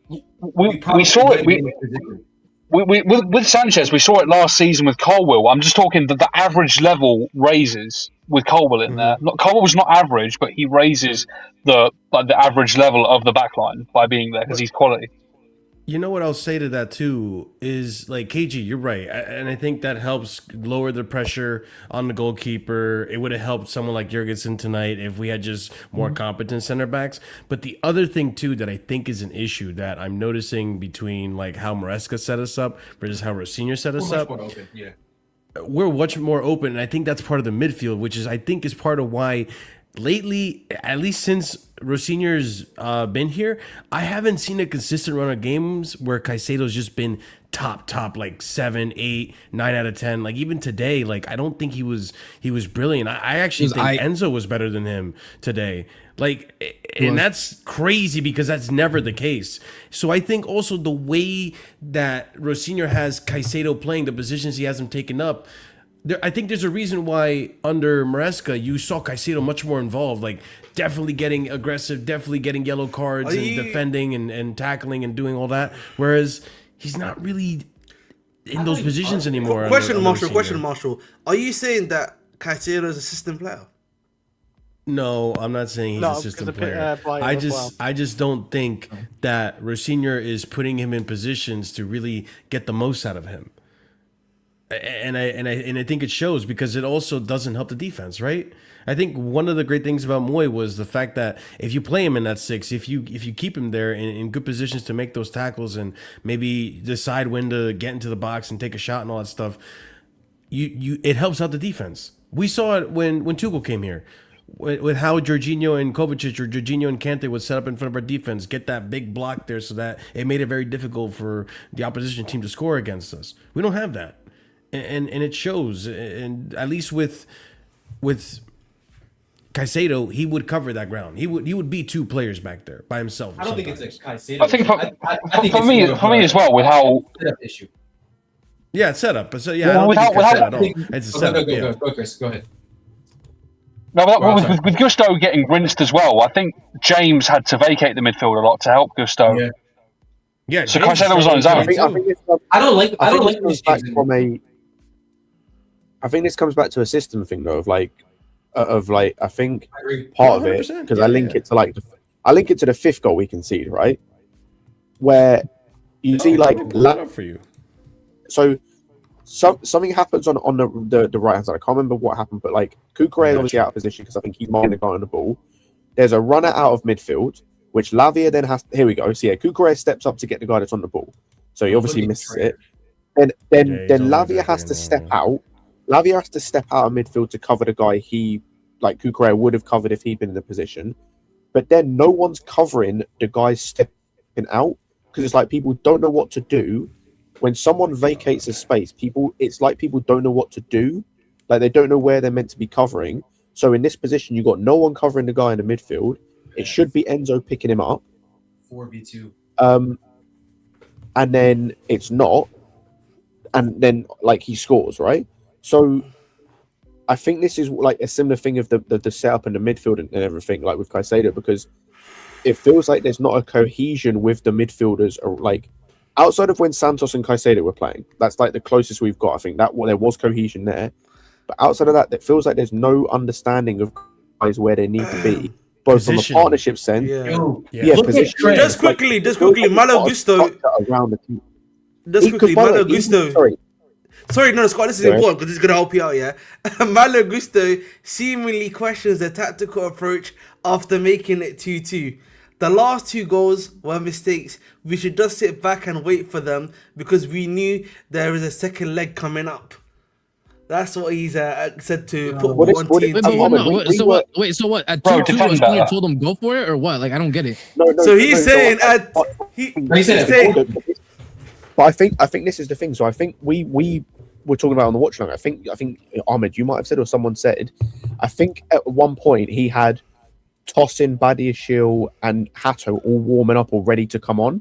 Which he had 5 centre back. He had 3 centre backs. He was ready at 2-2 to sharp shop and go for the draw. Yes. And then that 3rd goal that Jorgensen fucks, it was at that point he decided he threw it out the window and went like, we need to win. Or we need to draw, sorry, not even win, but we need to draw. So even at 3-2, he could have gone defensive and he didn't. But I like I said, I think so much of our issues with this come with just the setup and how we defend and how everyone's connected together. Like there just feels like there's absolutely no cohesion. That's what I mean. I was going to say, even going forward, by the way, because like the goals we score, outside of like one moment from Enzo that pass, it feels like a lot of the goals we scored, it's not a case of it's cohesion. It's not good build-up play. It's we high press, capitalize, and it's just like one pass. It's one pass down the wing and a cross in the box. It's not like there's a but Scott, we created a lot of chances.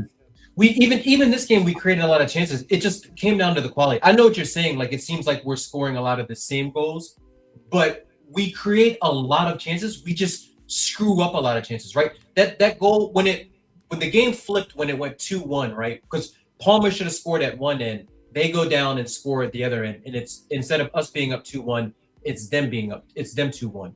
So we create our chances, but again, the quality in attack is just not. It's not there. And with Palmer, Palmer not I agree with you Palmer, I agree with you on the create chance. I think what I mean is more the chances we create, at least from this game and other games we've had. It doesn't look like they're created from a.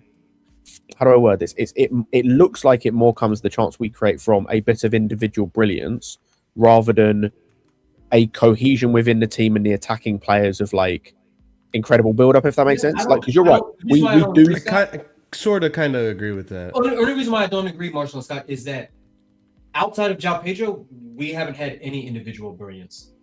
I think today in that first half especially, like Palmer's not doing anything. Yeah. Or Nacho's not doing. I mean, he didn't do anything. He didn't hardly play today. Yeah. But there's no Enzo does not have a moment of individual brilliance in him where he's like he can beat a man or something like he's turned into a decent box crasher, but I don't think outside of JP, like JP's our only attacker that's firing right now, and it's really been our only attacker that's been firing since ROSENIOR has got here. So I'm like, at some point, Cole Palmer's got to step up.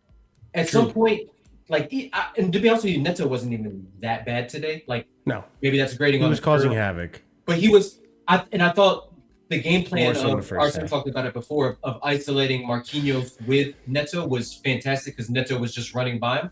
We got down to we created some chances or we throw the pass away that should be the one that leads to a big chance. But you're right. Like there should have been better game management today, not only from ROSENIOR but also from the players that were out there where they're saying, you know what, at 2-2. Let's just manage it. Let's get through this. Let's not lose this. Let's take the draw back to Stamford Bridge. We back ourselves at home in Europe. We've been good at home at Europe, even though we've been trash at home in the league. And then just see the game out and then just get out of there. And because like you guys were saying, it wasn't like PSG was like creating chances, right? They had some possession where they had us pinned in the first half and they were kind of just recycling possession like all teams do against low blocks and just trying to trying to isolate the wingers, Doué, Dembele 1v1, Barcola 1v1. But it was just, I think it was just naive. I think it was just an inexperienced manager, naive on the big stage. He should have known better considering how many times he's played PSG and he knows the quality. Everybody knows the quality of PSG and their front attack. And then, but I think his quality. The thing is, though, like in terms of shutting the game out, like even if ROSENIOR took the punt and decided to do that before the third goal went in, we all saw what his plan was based on who was warming up. He was going to bring Tosin on, which is it's a guaranteed goal against almost every single time it happens. So it's back to the manager. Tosin has the worst plus minus out of anybody on our squad, bro. Every time he comes on the pitch, this comes back to RSM. This comes back to what I said earlier about the Wrexham game. I understand, like it's Wrexham, who cares, but he's going to have the same issues Maresca had of you keep wanting to trust these guys, they're going to let you down. You're the one that's going to fall. Sure. Like Tosin shouldn't be coming on. Bring Sarr on. If Sarr makes a mistake, he makes a mistake. He's fucking 19, 20. There's a question I've got to at least he's played against PSG and played well against PSG. Like I have a question for everyone here. Yeah, it's all well and we're criticizing ROSENIOR. We've spoken a lot about ROSENIOR here, right? But guys, right now I think we're fourth or fifth place right now. Someone correct me if I'm wrong. Okay. Fourth, I think. Fifth. I can't remember. Fifth, something like that, right? What's the Premier League?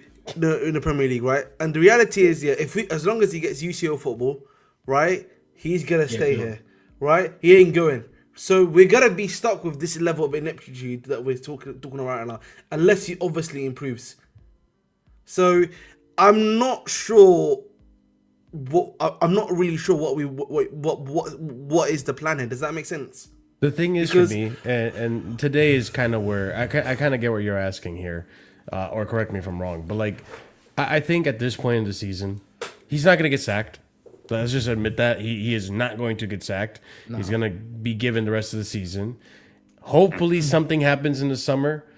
Maybe next season he fixes it up and he improves, but I'm not hopeful. That's why I said I stopped believing. Marshall, I have one guarantee for the summer. They won't improve. The guarantee for the summer is that he's killed Sanchez's confidence. Jorgensen's rubbish anyway. Yeah, they're going to parlay this into rushing Penders into our number one spot. Probably in goal. There was that should not have been on our radar. He should spend another season at Strasbourg for all I care. Yeah, but he's going to be rushed in now because he has experience of playing this system. They're going to use that narrative. Let me ask you this on the flip side: Is Penders can he be worse than Jorgensen? Can he be worse than Sanchez? I hope not. Probably. He's been good. Probably. From what I've seen, he's been about good. Jorgensen is regardless of whether he's better or worse. At least if Penders plays, it leads towards what me and Ahmed have been saying of like it's the same thing I talk about Sarr and Anselmino. And it's like he might be worse, he might be just as bad. The runway for him to learn is massive. At least if you try and obviously this doesn't work, you see what happens with Kinski, right? But it's like, at least if you can potentially try and get and iron the mistakes out initially, the runway is there for him to get better. Like, I'd rather see him play than watch Jorgensen play and play like shit and him not learn anything. I'd rather see him play like shit and watch Sanchez play like shit and not learn anything, because these guys are not going to learn anything. Same with the centre backs. Like, we're at that stage of like, if we're going to watch some of these guys, whether it's Sanchez, Jorgensen, Tosin, Neto, whoever, right, play like shit, they're not learning anything. They're not going to learn anything. They're at where they're at as players. I'd rather play the kids who are going to learn something. Because you've invested in the youth model, you might as well do it, right? Like, there's so much on the line, though. That's like, not from us in terms of like challenging for titles or UCLs and things like that, but from the owner's perspective, there's so much money on the line. I understand that. I understand to an extent, but my pushback on that would be, and I think I know what you're going to say anyway, but my pushback on that would be, if these kids that you're signing are not good enough at a base level for us to get top 4 or top 5, so Champions League football minimum, why the fuck are they at the football club? Like, I'm not saying, because like Penders, the view with Penders is he becomes a title-winning keeper, so his base level should be Champions League keeper should be his base level if he's at Chelsea, with the view of getting title level. Same with all these guys. So if you've bought kids like an Amugu, right, who's barely Conference League level, and I know he was a Strasbourg player, but it's more because he's the first guy that came to mind. If you've got guys that aren't Conference League level, why are they at the club in the first place? Like, if Penders comes in, he should be ready to start for an Aston Villa, for a Newcastle, for a team that would challenge for Champions League. I'd expect him to, if he's as good as you think he is. The task is then to get him to the point where he's a title-winning keeper. That's what I think the aim is. So like I said, yeah, if I understand your point about the money, but I think if these guys are as good as they're meant to be, for you to invest this money and time into them, they need to be at bare minimum Champions League level players. At bare minimum. Yeah, I mean, I don't know. I mean, I haven't watched Penders. I'm not watching. I've watched a little bit, not like really Chelsea. Why am I? There's no way I'm gonna watch Strasbourg every week. My only thing with Penders is just, I know he's good on the ball. I know he's tall. I know he's a good shot stopper. I just worry about, can he deal with corners? Can he deal with crosses? Because to be honest with you, unless the rules change and unless they actually start calling Arsenal and all these other clubs that are copying them, like, that's what you have to deal with. That's actually not a bad shout, because you look at his physical. He's like, he can easily get bullied. I could see that, but I mean, he's also massive. He's a unit. I think he's taller than Sanchez. He looks like a baby Tebow. Yeah, I think he literally I think might be the tallest goalkeeper we have, because he's actually, I think he's taller than Sanchez, but like, maybe that'll help him. But he's definitely got to put some more brawn or some physicality on him, some more meat, because my dude's pretty lean. I can't lie, and he'll get easily get physical in the corners and stuff, which could be an issue.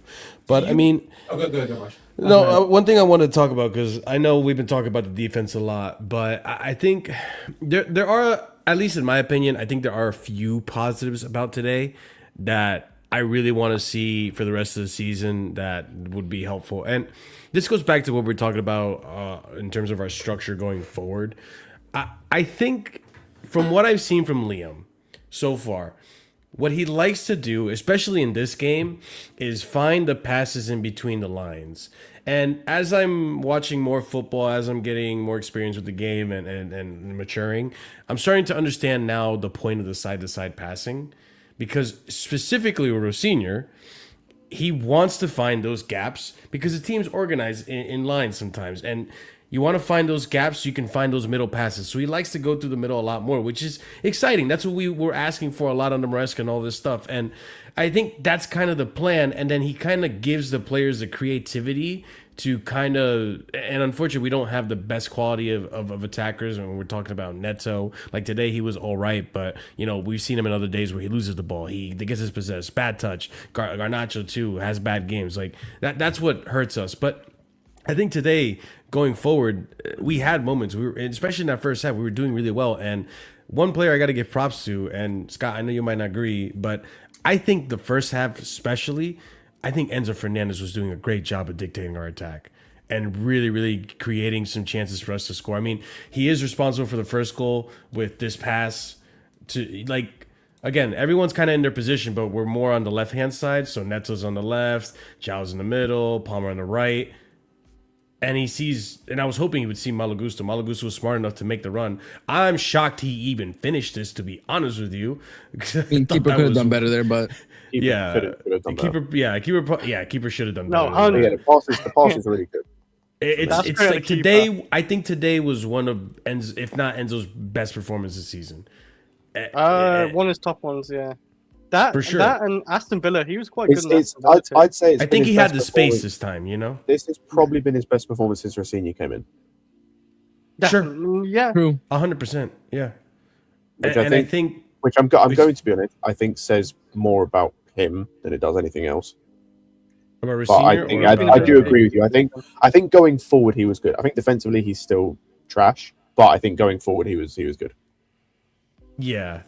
Yeah, defensively, he had some moments and stuff. I don't know. I think defensively we were struggling a bit. But, like, it's the same thing that, just like... link up and passing was really good today. It's the same thing, again, like, when you know your positioning and stuff, like, I think that's one thing that maybe when it came to Maresca and why he wanted to use Enzo as a box crasher is maybe more so because Enzo kind of can find the positions and time it right. It was just the quality. Even Santos to an extent, like I like Santos a lot because when a center back goes forward like today, Santos already automatically knows to step into the center back position to cover in case Fofana or Chalobah get caught. I would even make the argument that if Santos was playing this game, we don't concede that silly goal where Chalobah gets baited out, then the Dembele go. Because maybe Santos is smart enough to already be in that position knowing, okay, Chalobah's not there. It's intelligence and it's moments of brilliance, like you guys were saying. I think today, when you let Enzo have the space and let him dictate a little bit more, he can be that player that can find and create the attacks. We just need to see this more often. This is the good combination of Graham Potter Enzo and Enzo Maresca Enzo. Like I disagree on that. I don't think this was anything. I like the passing ability. You know? What did he do defensively, Marshall? I don't think this was anything like Graham Potter Enzo. I'll be honest. You don't even think with these passes that he was doing all game? He was give setting him us up brilliantly. We've seen him do that under Enzo. He just and this is my criticism of him, is he has this ability to do these passes. He does not do them enough. Yeah. I think he doesn't do them enough because he's always under pressure. He's always getting pressed. They just gave him space, which is why I think the second half was worse for him because I think, what's his face? Enrique was telling everyone to start marking man for man, which was giving other players space to do stuff. I think what's his face was good too today, João Pedro. I think João Pedro tried his best, but João Pedro probably should have had a goal, to be honest. João Pedro just had the same issue he's had the whole time. Like for the most part, when he's had bad games, and it was either under Maresca as well, like to start the season more often than not, he just isolated, bro. Like he's getting no support from anyone. To be fair though, he was doing a very good job fighting against Pacho. Oh, 100% he was. But it was the same. It was the same situation as the Arsenal game, bro. You've got him fighting against two physical centre backs with no fucking support. Yeah, for sure. Yeah. Do you guys think though? Like my thing with Enzo is always that he imbalances the midfield because he. Oh yeah, I still think he does. It's not that he can't run because we've seen him get forward. Like the goal he scored today was he was on his bike, but like this is my thing. And I'm very anti-Gusto. I like Reece James in the midfield, but I'd rather have Reece James at right back and then a Lavia or a Santos next to him for what Marshall was talking about in terms of I want somebody that if Caicedo gets a little bit more forward, if Enzo's more forward, I want that guy that's his natural instinct is going to be just to sit. And Reece James, as good as Reece James is, because don't get me wrong, in the big games this year, Reece James has been the best midfielder on the pitch against Arsenal, even in this game, I thought he wasn't too bad. But I want that extra controller, that extra Liverpool game too, actually, just remember. Yeah, I want that one. I want that guy that just sits, like he'll just sit there and just Lavia will sit there and just let Enzo get forward. He'll let Caicedo get over. Because I think, and RSM probably knows better than all of us, like Caicedo, when he plays for Ecuador and when he's good, I think Caicedo's good going forward. Like I think he's got a good shot. He's got a good shot on him. I think he's got a. He's very good at passing too, bro. What do you say? I said he's also very good at passing. Yeah, he's very he's underrated. a good passer. He's good. Chip balls over the top, lob balls over the top. He's calm under pressure. He can hold on to the ball. He can draw fouls. I just think you just need with Enzo there. Like I think we'll never be a top team if we have a midfield of Enzo, Caicedo, and then Palmer in the 10. I think it's just too. I 100% agree, and I think you see KG. That's why we've seen like Rosinha do the thing of put Santos. what's it called? Put Enzo on the wing. Yeah. You know, just so he can get him in the team, but like so he's not in a sense of he's in a position where, like, for example, the last goal, he's in a position where defensively he's not helping the team at all.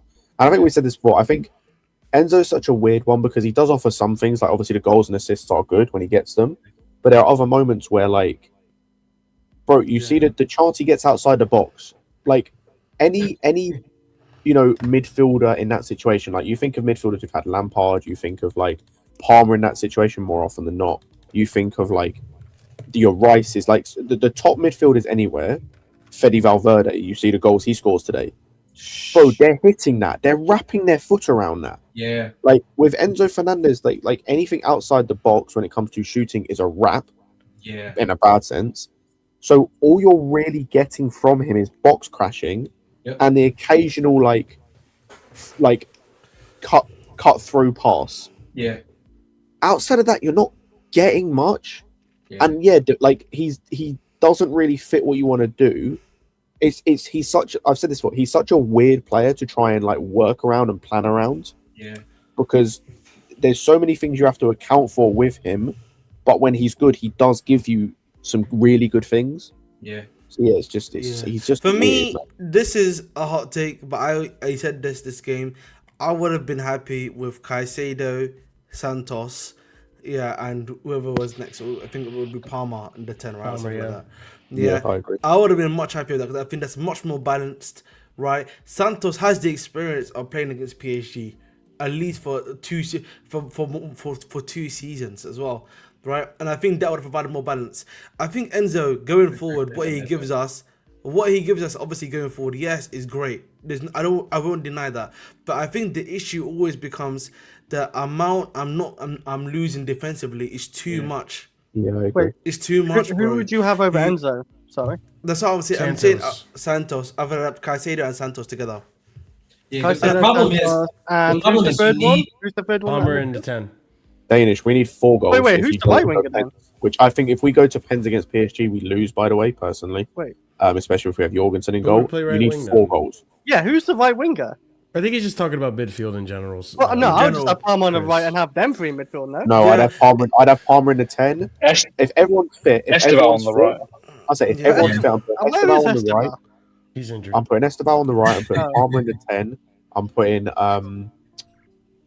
Palmer in the 10, and I'm putting Caicedo and Santos. Yeah. yeah. I don't know. I don't. I just think. I That's think for the me. problem though. Yes. When Esteval gets back, right? Like we can't have a team that's balanced with Esteval, Palmer, and Enzo all out there at the same time. Exactly. Yes. Like In the don't get me country, wrong, yeah, I like agree.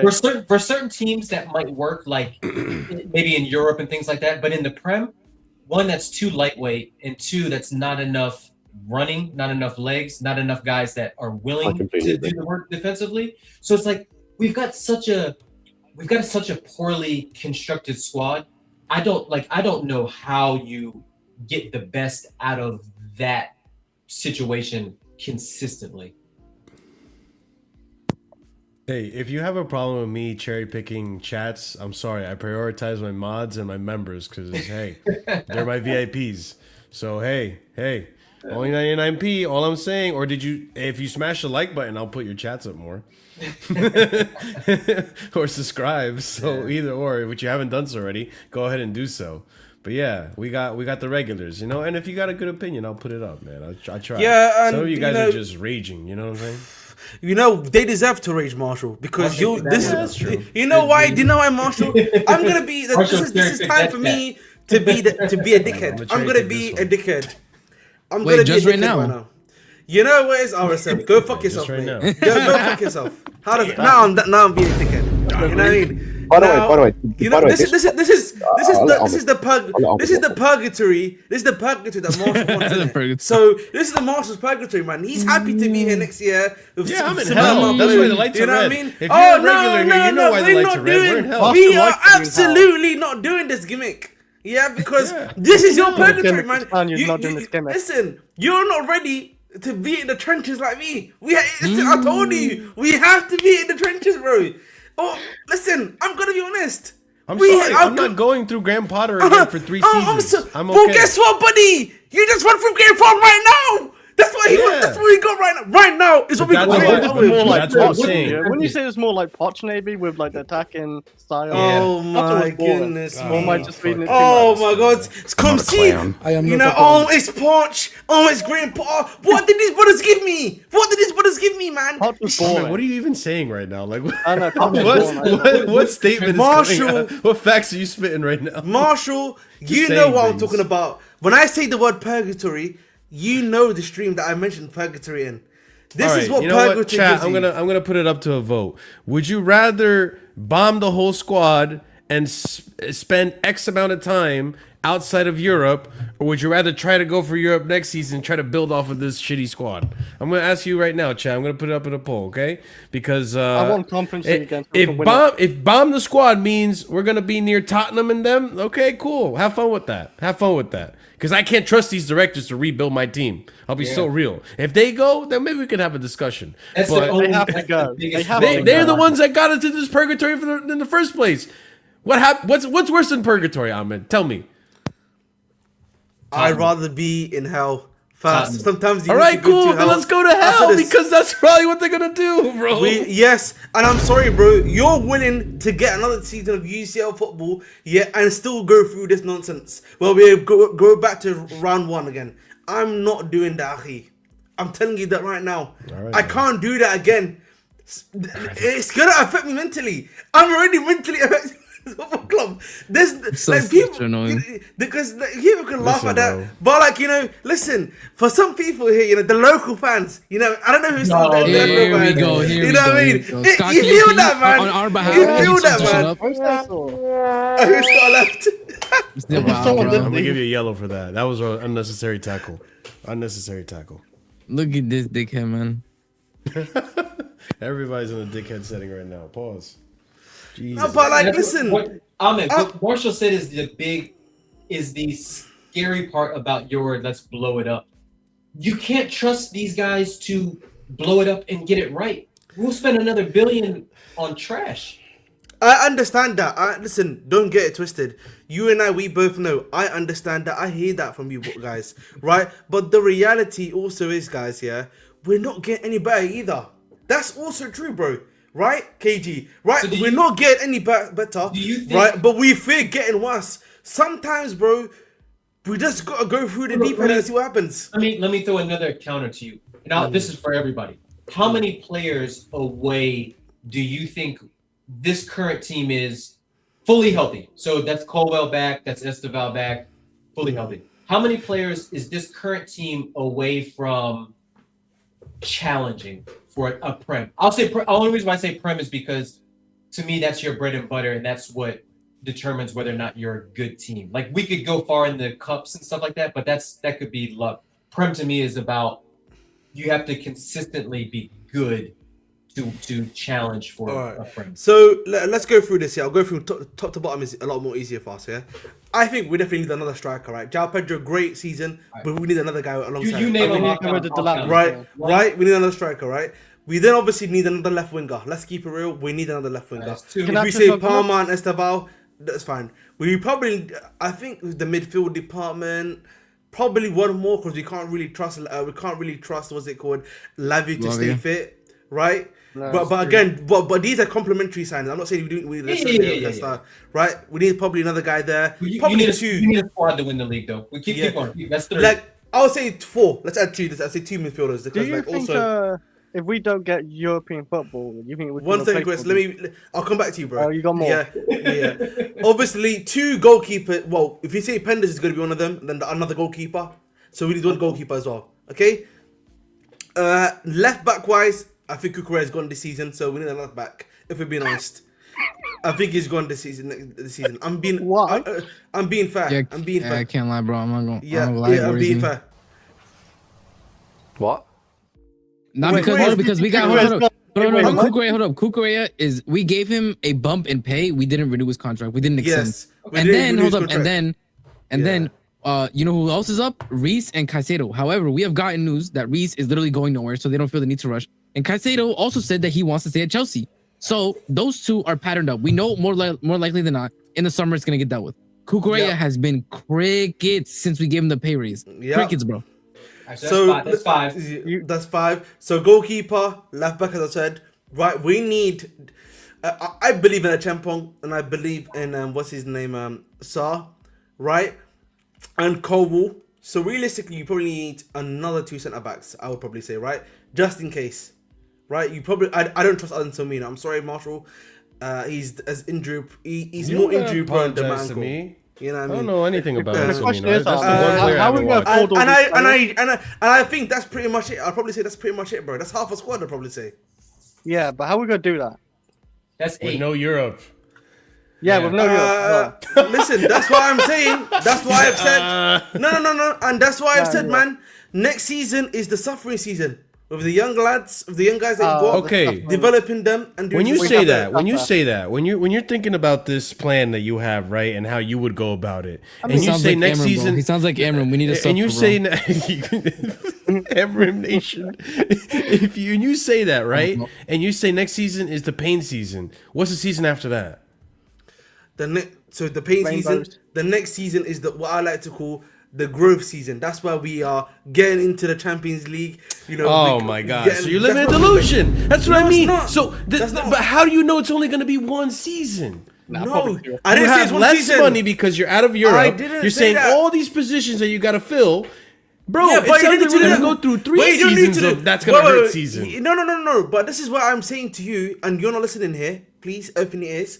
First season is the suffering season. You gotta sell a few players and bring in was it called, yeah, and do that stuff, right? That's gonna be the pain season. The next season you can add to that. Maybe Okay, hold on. Wait. I'm not saying we're gonna get UCL. Go. I'm not saying we're gonna get UCL in the second season. But you're saying we're going to compete. No. I'm saying next season. That season is gonna be the UCL where we go into get the UCL. That season, because I don't think we're gonna get UCL in the first season. We might get a Conference League spot again, like exactly like that, compete. I understand what you're saying. I still think you're delusional, because the thing is, okay, I just want you guys to notice he skipped over the part where we're gonna do the thing and get rid of the players and do the thing. Okay, you said how many positions was this, KG? 7 positions? 8. 8 positions. So you're saying without like 6. Because there was a couple, like, we're not buying 2 goalkeepers. Like, yeah, okay. So about 6 realistic ones that, like, because you can get, as soon as you get one good keeper, you can get away with having Sanchez or Jorgensen as your backup, right? You can get away with that, right? Yeah. So 6. So you're saying get out of Champions League, lose out on all that money, sell these players, and then use that money to buy other players, brother. What kind of players do you think we're gonna get with that money? It's not going to be the type of players that are going to get you that UCL top 4. And to go on to your point, all right? Like, okay, fine. Doesn't matter the quality of players. Go and get good. You're going to have to do bargain bin shopping. You're going to have to get youngsters, and we're going to have to do this all over again. Structure, guys that fit in, guys that want 100K. Like, don't get me wrong. Like, I agree with some of what you're saying, and I definitely think we need to. I get the logic. Don't get me wrong. I get the logic. I just don't trust exactly. The people making the decisions to bring these guys in. So. Okay, that's fair play. And I don't think we're going to be able to raise a lot of money. But there's a issue that we come back to here, guys. Yeah, which is that okay, that's all well and good. We get the UCL money in, but nothing's changing, guys. We're just doing a much bigger version of buying diamonds in the rough again. I understand that. I think so for me, again, this is why we always have this conversation. It's just like nothing's changing in the top and nothing is so what is the point of staying in that position? That's what I always say. The way I look at it right now is that these guys are building a team, and I still stick to this. they're building a team that isn't going to get you results now, but in the future, you're investing in what they could potentially be in the future. Like, it's like having it's like they're trying to make the Man City treble winning team 5 years before it becomes that. And to be fair, there are some players in this team that you could say, like, yeah, they're really good players. You could really do something well with these players. The left winger situation, they're waiting to see what Kenda becomes, right? Kenda could potentially be that solution down the line. He's not going to be the solution next season, but maybe in 2-3 seasons he's there, right? You look at Anselmino and Mamadou Sarr. Say what you want about them. Maybe you don't rate them, but if they do end up being good investments, they do end up being good players, then you have that solution 2-3 seasons down the line. So Chelsea fans don't want to be patient, and I agree. You shouldn't be patient. We've already been patient enough. It's not 3 seasons of this. You know, it's not the fans though. Part of this has to go down to the club. The club lack patience. Yeah, you know, yeah. we signed Nicholas Jackson in 2023, and he's all but out the door this summer. You know, if it's a long-term thing, he isn't gone. The same with Noni Madueke. The same with countless others. Right. There is a club problem as much as there is with a fan patience. I need to reel back, because people have short-term memories. Abu, you're included in this. I think in the summer, most of us were pretty convinced that this team could do something in the league, potentially, even without Colwell. I know it was a big issue losing Colwell, but we were saying, all right, we'll at least get UCL. We'll see what we do in the cups. Like, we were pretty optimistic about how our season was going to go. And we also didn't think this team was this shit. So all of a sudden, we have the season we have, and we're just putting it down to the players. But it's the same players that accomplished what they did last season and winning those 2 trophies and getting UCL football. Like, we know that there's good players in this team. Let's not pretend that Caicedo's shit. Let's stop pretending that Enzo's absolutely useless. Let's stop pretending that Cole Palmer's absolutely useless. João Pedro's been a horrible signing. Like, there have been some good hits in this team. You can make something with those hits. You just got to get other hits around them too. So again, like, you saying I sound like a brown envelope. I don't think I said anything. I'm totally against brother. Look at my goddamn background, for fuck's sake. It was this for the longest time. I'm removing you guys for a second. 1 second. Like, what are we? Brown envelope, my ass. I wish I was a brown envelope. I'd be in England more often watching these games. And I think I have to come in England again. One thing too, Ahmed, that you... Oh, you got called a brown envelope. That's funny. I know. One thing too, Ahmed, that you I don't want to say you forgot, but who's managing these players? Because we're not going to attract the top manager. True. Like, no one wants this job. No one wants this job. This is why I didn't really want Enzo Maresca out, because kids at him. After this, who do we get? Yeah, like what I will say is Liam Rosinio's out. But the thing is, though, hold on, we need to clarify something. Well, we don't need to clarify shit, but like, one thing I need to say though is that Maresca didn't get sacked. He walked away. Okay. He walked away. Okay, I hate to... Pochettino walked away. Pochettino definitely walked away. I agree with that. With the Maresca walked away. They did not want the season to go like this. I guarantee you that. Because they destabilized Strasbourg too, even though Strasbourg... I think the reason why I'm stepping in here is that I think, and listen, this is not me being Maresca bias here. I'm genuinely saying this here. It's a bit more with Maresca. It's a bit more complicated than just him walking away. I hate to put it. It was that, right? it was a bit more complicated. It's a little bit of both. They didn't sack him. That's because the thing. They were ready to give him more time. Because like with Poch definitely walked away. There's no denying. Poch just said, I'm out of here, bro. They got rid of Gallagher, and he was like, this is it, the final straw. It was literally Gallagher. As soon as Gallagher left, we got the news. The thing, though. We took a punt on a championship manager who actually turned out to be half decent, right? So they got lucky on that hit. Then we got ROSENIOR, who we all know is not ready for this level, not ready for this job, right? Evidence today, evidenced by some of the other stuff. And look, that's who's in the pipeline next is Gary Owen. Like, look at the managers that we are attracting. Like, I know I don't want to be a nostalgia merchant and things like that about us. We used to go out there. We used to get even our interim managers back in the day used to be incredible. Gus Hiddink, Yeah. like he was like really good. We used to get really top flight managers. I just don't think many people are going to look at this Chelsea job, other than those folks that are like, it's such a jump up that they. It'd be a step up. Yeah, it'd be a step up for them. But the rest of these, like any manager that's worth like say an Areola or a Glasner, I think they would turn Chelsea down. But you know, okay, you know what the worst part is? I think there's one. If we, and this is the thing, even if we do get a good manager, let's say in the ilk of Maresca, they're going to eventually, like any winning manager does, get a bit of self-respect. And then they're going to be like, and then they're going to be like, listen, I got this thing. Now I want to take this team to the next step up. I want to take the next step up. I need X, Y, and Z. And they're going to be like, no. And then they're going to leave. Yes. The man lost his best center back, the guy who was like becoming our vocal leader at the back, Cobham kid, had the fans behind him. Bro, hold up. Cole was the only center back Maresca ever spoke positively about. He cared less about any other center back, bro. He rebuilt him after Poch had him playing left back settings, right? And then he gets hurt before the season starts, and he says, I don't have anybody else, and they're like, find internal solutions. I am not. Meanwhile, at the time, Badiashile was hurt. Tosin, we know, is trash. Fofana is a walking injury. Like, what internal solutions was he supposed to find? Like, just like Arsene said, anytime, doesn't matter who it is, what the job is. If you excel at your job and you want to go to the next level, you're going to ask for more resources. You're going to ask for better talent around you. You're going to ask for more. And he went and he deserved it, right? Because it wasn't like he achieved all his goals last year. Conference League, everybody said we must win that. We went out there, we won that. Top 5 or top 4, we secured top 4, even though we kind of bottled it and it went down to the last minute. But to be honest with you, that's how top 4 races all end up. Like, no one ever grabs top 4. It's always who's the best out of the least inconsistent group. And then in the summertime, he one-upped it and won the Club World Cup.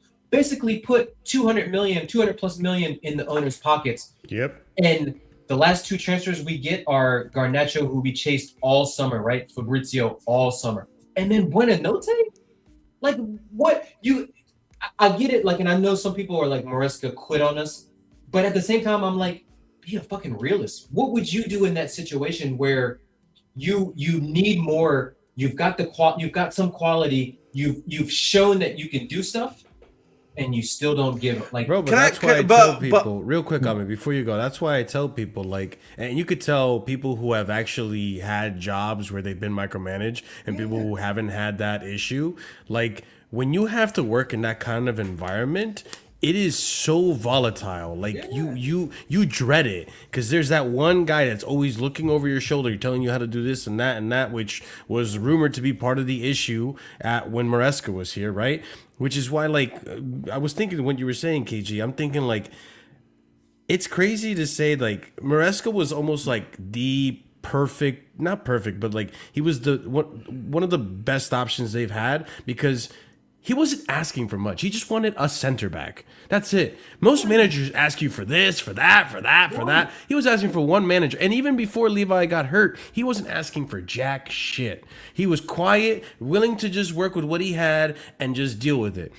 Behind the scenes shit happened, got on his nerves. He didn't get a center back, got on his nerves. Now, with ROSENIOR is just gonna accept it. We could tell. Look at Jorgensen's playing. Tosin's been playing. Badiashile's been playing. These are guys that have all been liable for bad situations or bad circumstances in the team on the score.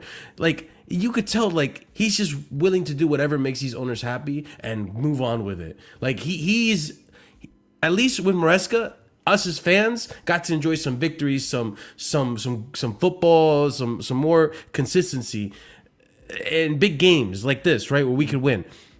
But with ROSENIOR, we're kind of giving that up just because ROSENIOR will be okay with whatever you give him and he won't complain. But I feel like at some point, if ROSENIOR does, like, real quick, Chris, or Ahmed, if ROSENIOR does achieve our goals, right? So say, I don't know, which I hope he does, by the way. Yeah, say we get top 4. Yeah. And say we get to the, I don't know, say we get to the final of the FA Cup, right? So that's a semi-final of the Carabao Cup, a final of the FA Cup, top 4, Champions League knockout rounds or last 16. I guarantee Rosenio is going to be like, at the end of the season, he's going to say, I played Badiashile, I played Tosin, I played Fofana, I played Chalobah. You like behind closed doors. Like in public, he's never going to say that because he's a very like he pumps his players up, right? But behind closed doors, I guarantee you, he's going to say when it's time to do like an end of the year assessment and planning for next year, I need this, and this. You see how I play, how my style is, right? You're familiar with it at Strasbourg. You've seen me start to implement it here later in the season. I'm not saying that's a good style. I'm not saying anything like that, but I'm just saying you see what he's trying to do and how he's trying to put his stamp on the club and how they play. And then he's probably going to say, these guys can't do it. Can you give me somebody that's better than him? They might say no, and he might say, you know what? Maybe this isn't for me. Like maybe I've shown enough to get a lower level Premier League job where I can at least not be micromanaged. We can actually go out there and buy people that can buy alcohol in the US, right? People that are above 21. I just don't think I don't think we're an attractive club from a player perspective and from a managerial perspective anymore. We don't pay big money for wages.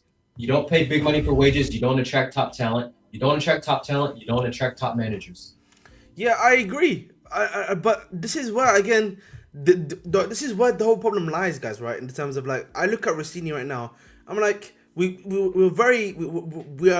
making a lot of like good and reliable stuff about in terms of like Maresca and excuses for him. Sure. What's to say the same is not happening for Rossini? Like obviously today tactically he will up, right? I think it will. I certainly believe it will. He'll get fucked over by the transfers. Yeah, and he's already been fucked over. Like if you're being honest with each other. But at least Rossini won't complain about it. He'll just accept his fate. That's the vibe I get from him. Well, for now, because we thought the same thing with Maresca, right? Remember, everybody said Maresca's Italian. I never thought that. I thought you could piss him off at any point, man. Like, no, everybody thought he's a yes man. Yeah, everybody got pissed that he's a yes man. Not a yes man, bro. Yeah, and then even with Poch, like if this is my thing, like it's like being in a relationship. Poch is fiery too. It's like being in a relationship. It's funny because people think just because they accept the job, they're going to be yes man. I told you, bro. Like I think Maresca at the beginning was willing to accept the conditions, and then like I said, like any person, like any self-respecting person, he won. Yeah. He's like, okay, I'm a winner now. I want to achieve things. Yeah, like things change, bro, man. Like if you're in a relationship, or you like, all of us have that one friend that's always breaking up with somebody, right? They're always breaking up with a girl, and you're like, and they keep telling you, oh, they had this problem, that problem, and you're like, nah, man, the problem is you. Like you are the reason why all these people keep running from you. That's what I think our club is. I hate to say it because it's true. We're not because the league isn't. It's true, but at the same time, the terms and condition thing, I'm a little bit. I understand the terms and conditions thing a little bit, yeah. And I want you guys to hear me out, right? Sometimes when I sign a contract, for example, I've signed a contract, right, KG, right? I've agreed to the terms and conditions over a certain amount of years. From their perspective, they're like, you signed these terms and conditions on a 5-year deal. So you have to accept it. Now, again, I'm not saying that it's right or wrong, right? In this, of course, in this case, we know it's wrong, right? But from their perspective, clear league strongest Warriors. No, but the reason why I bring this up is this is where I kind of like have a slight disconnect with the managers and like the like, guys, you know that if they're probably telling you in like discussions and meetings, if we do this XYZ, right, it doesn't matter, bro. You are this is the code we follow. You've signed it for X amount of years. We're not here to increase your power or anything of the sort. Right, I get that, but at the same time, and that's where. But what me and Arsene are saying, Ahmed, is that just because you sign up to that doesn't mean that things don't change, right? The beginning of the season, everybody was like, "This is Liverpool's season. They got all these big signings. They're going to walk the league." And you know what? Throughout the course of the season, expectations change, right? And especially if you've shown some aptitude, you've shown some ability to actually like do good things. And I'm not saying, we'll find out at the end of the year. Like I always said, I'll judge Rossinior at the end of the year. But I always judge Chelsea managers underneath this new model with a little bit of a curve, just because we're not giving them the best ingredients to make a cake with. We're we're basically asking them, like, go out there, make top four with these center backs, with Trev and Fofana, and then if it's not Trev and Fofana, it's 2 20-year-olds and Josh and Sar. And if it's not those, it's Tosin and it's Badiashile. So it's like pick your poison. So you've got to work. I get it. Like you sign up for it, so you can never say I wasn't told X, Y, and Z. But things change, man. Like I agree. The KG, the viewpoint you're saying, and everyone here, I agree. This is not in terms of business and some stuff. Of course, situation changes, but from their perspective, this is like working in retail, bro. Okay, they telling you you're a sales associate. You're a sales associate, bro. That's it. We're not trying to make you into a manager, into There's a no PSC. management training program in Ahmed's retail emporium.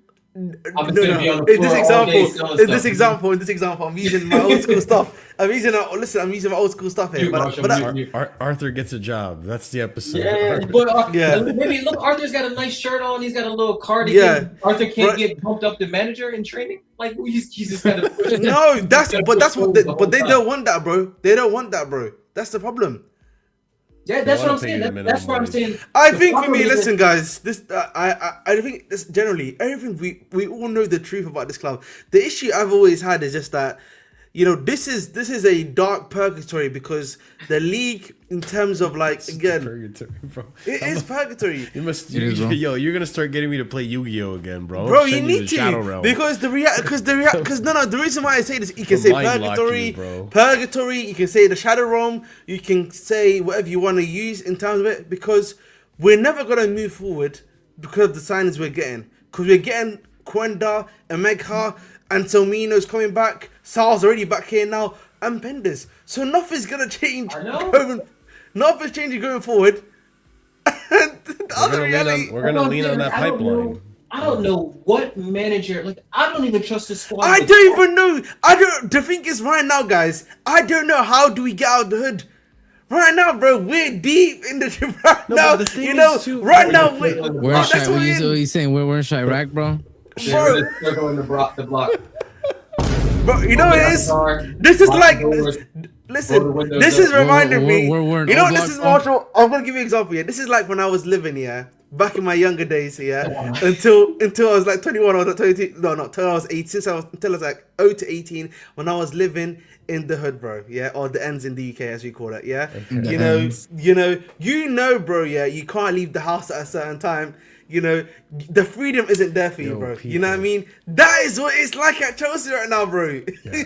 This is what it's like at Chelsea. I don't know what the freedom's coming. At least then I knew after when I get to 18, I'm free. I can make it. You know what I mean? Where is it, bro? The problem I have, right, is that like I by the way, I agree with everything you guys have said. I think. I believe in an ideal world, right? I shouldn't even say in an ideal world. I believe the model could work.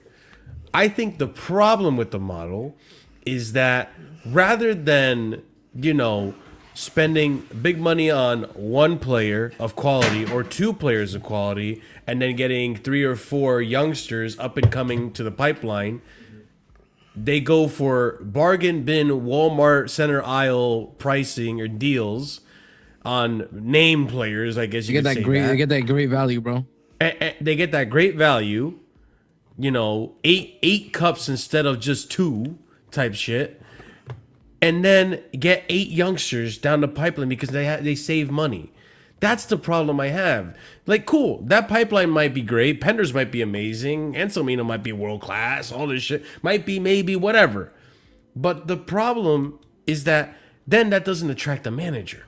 Because if things went smoothly with Maresca, where internally, because it's not even just the directors, it's also what's happening internally at Chelsea that's an issue for the any manager to come in here or any coach. If they had kept Maresca, and let's just say in a hypothetical world, right? And you don't have to believe this or not. I thought it was possible, but he gets top 4. Maybe we win a trophy, right? Maybe whatever. You keep that success. Other managers, I'm sure, and their agents are going to look like, listen, look at Chelsea. It's a good opportunity for you to have a long-term project. They're going to back you with players of good quality that you just got to coach, and you can do this. You know, you are who you are for whatever reason. You're in this place. Like, I think eventually the pipeline of managers was going to be there too. Good managers. Yeah. It's just the actual project, the way that we recruit players is fucked up. It's not good for attracting or having a sustainable project, because managers do want long-term, like you can't sit here and tell me that no manager looks at how Pep has a long-standing tenure. Arteta has stayed at Arsenal for 5 years now. Look at Simeone, how long he's had a job. You don't think managers want that long-term sustainability? I don't got to worry about a job ever. I'm settled. I'm good here. I think those are the anomalies, though. Like, you look everywhere else across Europe, like those are crazy numbers in terms of a tenure at one club and in one go. I think the problem but there's bigger the problem with managers. The problem with the managers that we're going to attract, I don't think we're going to stop attracting good managers. I think, and this is going to be telling with what happens to Maresca when he gets his next move and where he goes. If he goes to a Man City, we're a stepping stone club. Yes, I think that's the thing is we're not even like a good stepping stone club right now. Yeah. I was thinking about this. Yeah, we're like a worse version of Leipzig and Dortmund. Think about it, Marshall. Yeah, like at least with Leipzig and Dortmund, bro, they have they have a few star guys, and then they have old men. We're doing the opposite, bro. We're doing the reverse. You know what I mean? We've got a few star guys and a lot of young players. By the way, as for like the model and whether or not it can succeed, I agree with Marshall. It can succeed. Our problem is that everything is wrong with it. Like in terms of the people we have in position, I look at 3 areas. One, the sporting directors. They don't recruit well enough. 100%. Yeah, that's for one. Number two, the players we actually recruit, again, they're not good enough. So that's a problem with the players. Number three, I look at the managers. The way this is meant to work is you're developing players. Well, with what Scott mentioned earlier about Rosenior and Maresca, by extension of what he did before, being a coward and leaving the Tosins and the Badiashiles on when you've got the Achimpongs and Sars that need the minutes, but they don't get full 90s. So the managers are cowards. It fails on every single level. You can't develop players. You don't recruit well enough to begin with, and then your managers are spineless. And that's the thing, right? Like Uniqueness and JC kind of hit it on the head. Like Ahmed, I think we're a lot closer to Brighton than we are to those teams you mentioned. Because even Brighton, for example, like Graham Potter was like cooking under Brighton, right? And then he comes to Chelsea and it all capitulates. The step was too big for him. We all know that, and it's broken him since. De Zerbi came in and took Graham Potter's chain and made Brighton like a little scary. You're not gonna lie. Made Brighton a little scary for a little bit for a lot of teams. He was a lot of people's bogey team. So to an extent, like there are good managers that maybe aren't like the Enrique's, but even Enrique was interested in the project. The reason the rumored reason he turned us down was because we weren't willing to, scrap Mudryk and scrap Nani Madueke. No, we turned him down. We turned him down because we didn't want to do that. The one who rejected us was Nagelsmann. Nagelsmann rejected us, but I remember Enrique wanted other wingers, and we were not willing to do that. Yeah, he wanted broadly speaking, he wanted transfer control, but the primary area of concern for him was the wingers. The thing is, big up to Lola. So, Marshall, do you remember when the initial reports came out about RB Leipzig? Lola. Do you remember? This is do you remember when Bowley came to club? The RB Leipzig, you and I, you can actually go, guys.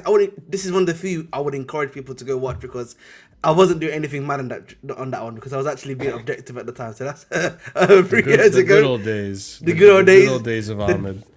Before this Ahmed. All right, mate. All right, mate. Listen. Go ahead. The evolution. But like the. Go ahead. So the reason why I bring that up in particular is because at the time I was happy, unironically, for them to do a good version of the RB Leipzig model, right? Where you go through all these you go through like what's it called, at the time it was Strasbourg into Chelsea. You bring in some of these younger or very the top diamonds in the rough, whether it would be like a release at the time, all these guys, and you put them into the team, right? And then yes, you suffer for maybe a year into them gelling out, maybe you compete for that first year, remember? And then the second year you start cooking.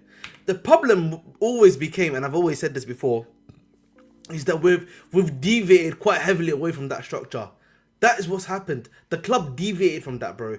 Right? If you look at what we did in our first January window, when we brought in the likes of Madueke, the likes of Mudryk, the like of all of these guys here, rightly or wrongly, we can cook these guys for what they are right now. But at the time, these guys were top talents, bro. Barring maybe Olise was like a triple A star.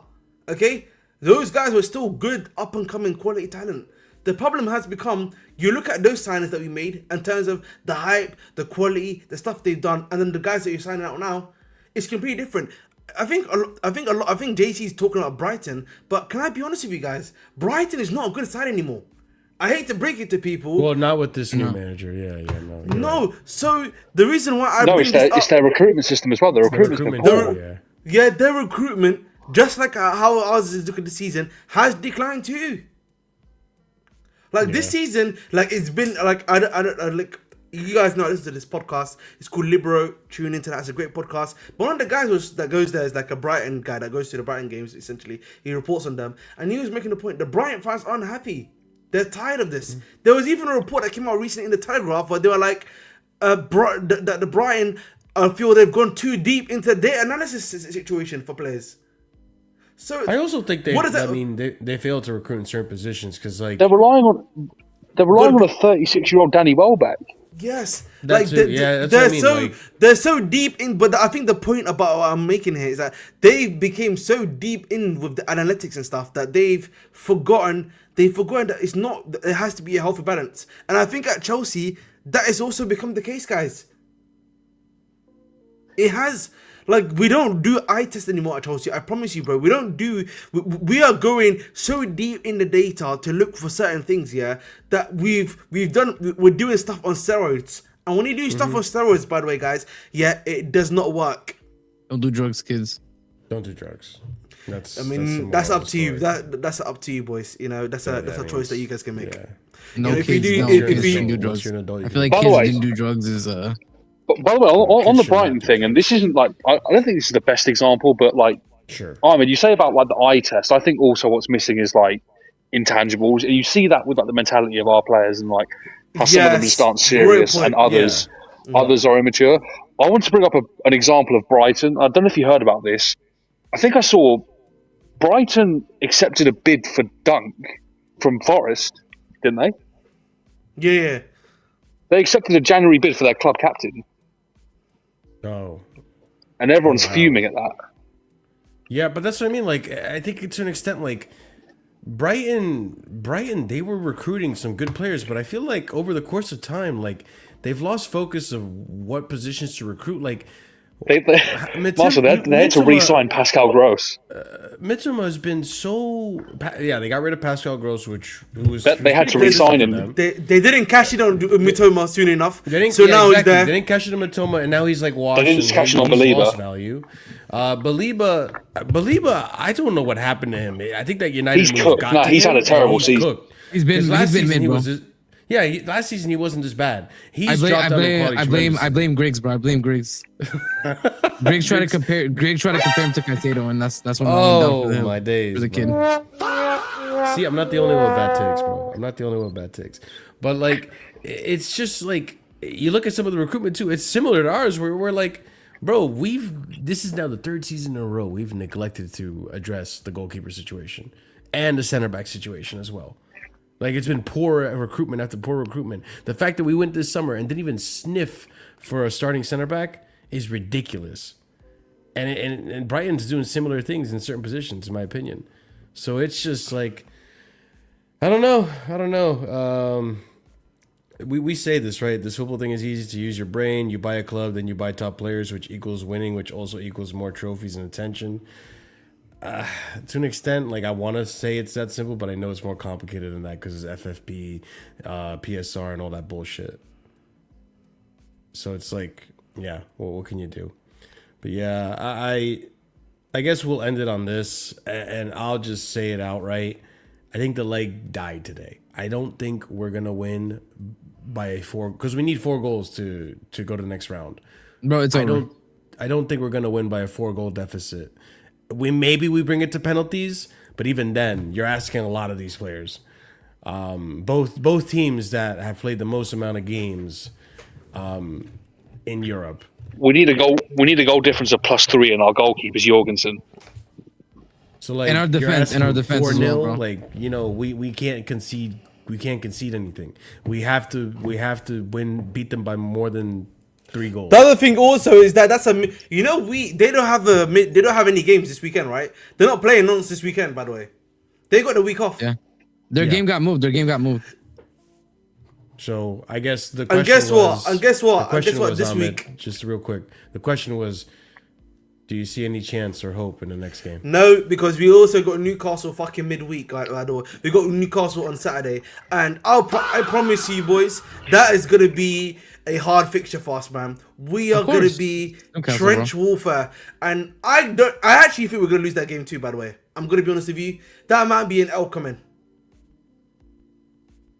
Because the way we were pressing in that game in the Parc de France, I don't know how we recovered from that, bro. I'm just being honest.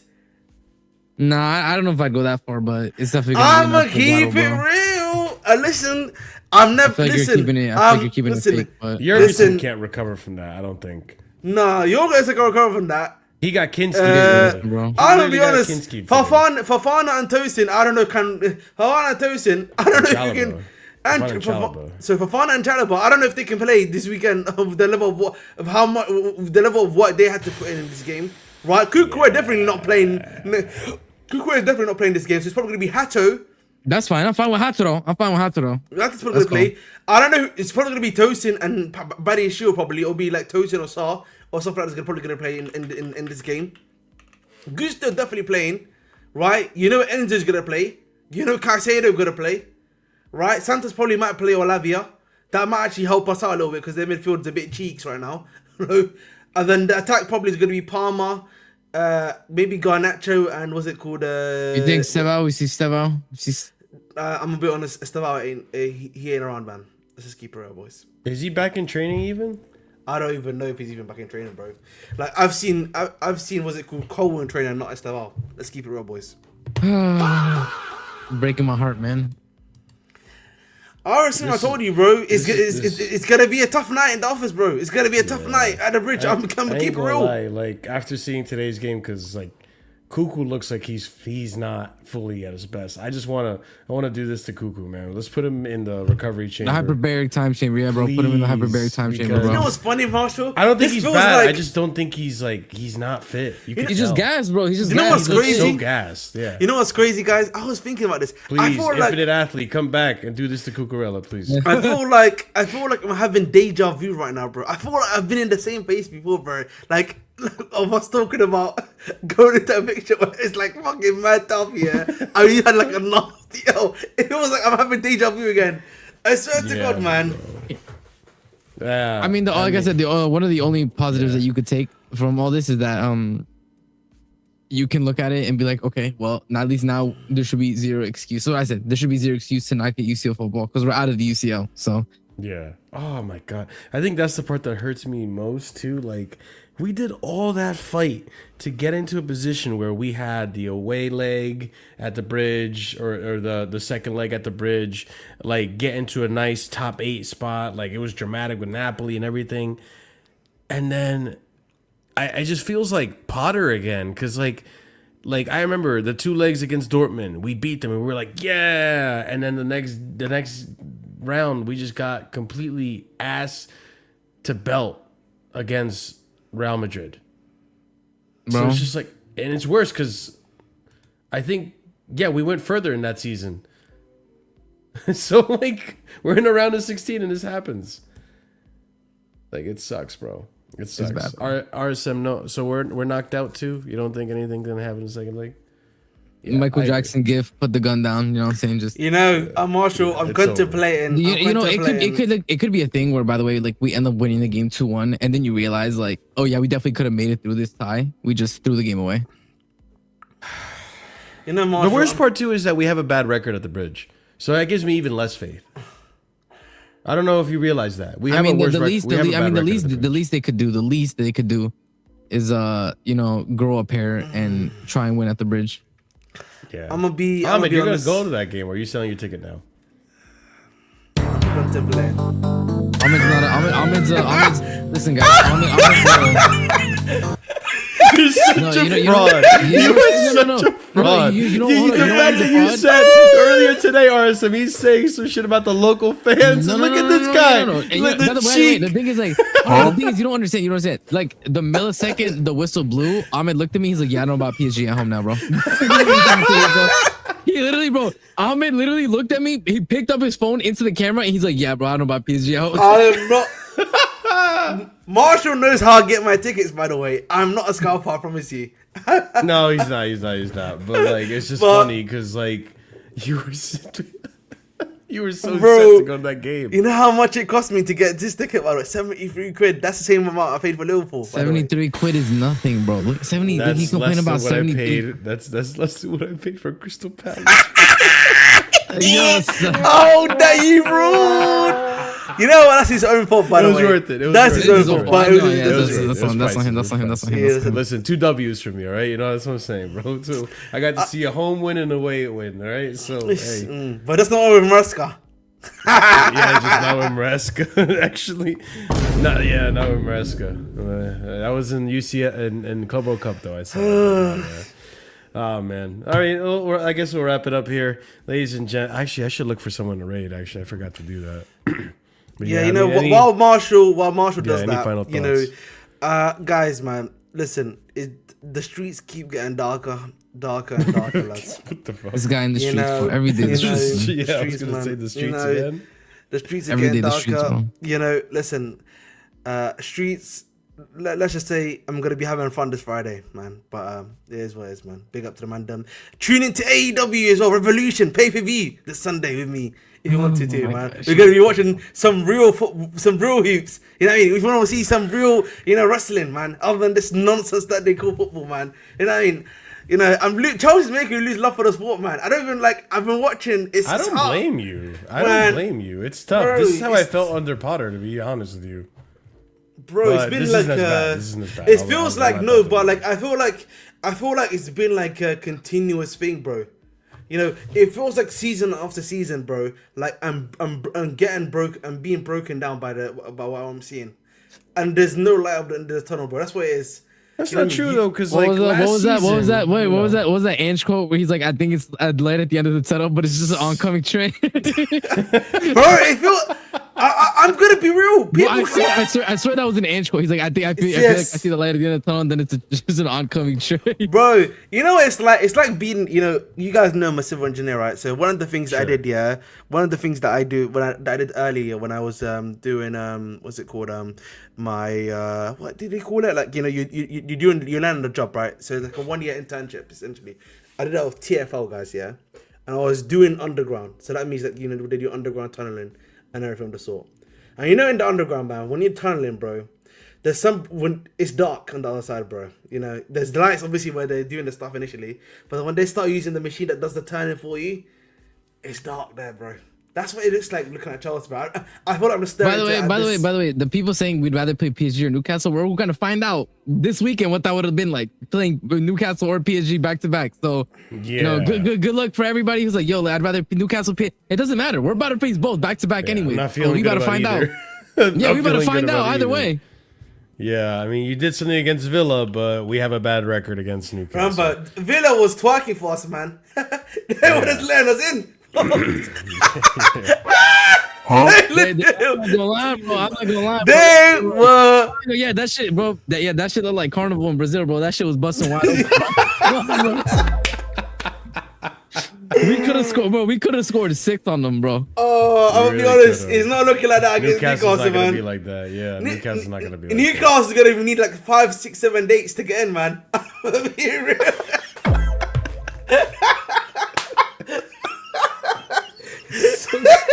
Oh, all right. On that note, everybody, big up, smash up the like button. I hope you enjoyed Casually Therapy, because that's what we're gonna call that now, bro. From this point forward, it's Casually Therapy every day. That's what we need to recover from this season, man. So smash up the like button if you haven't done so already, please, because it helps out the channel's algorithm. You guys don't understand how much it makes a difference. So big up to every single one of you also who subscribed. I see that subscribe count getting higher and higher. higher, and let's just keep that momentum going. Now that I'm back from vacation, there's no more, any time off from here until maybe the summer.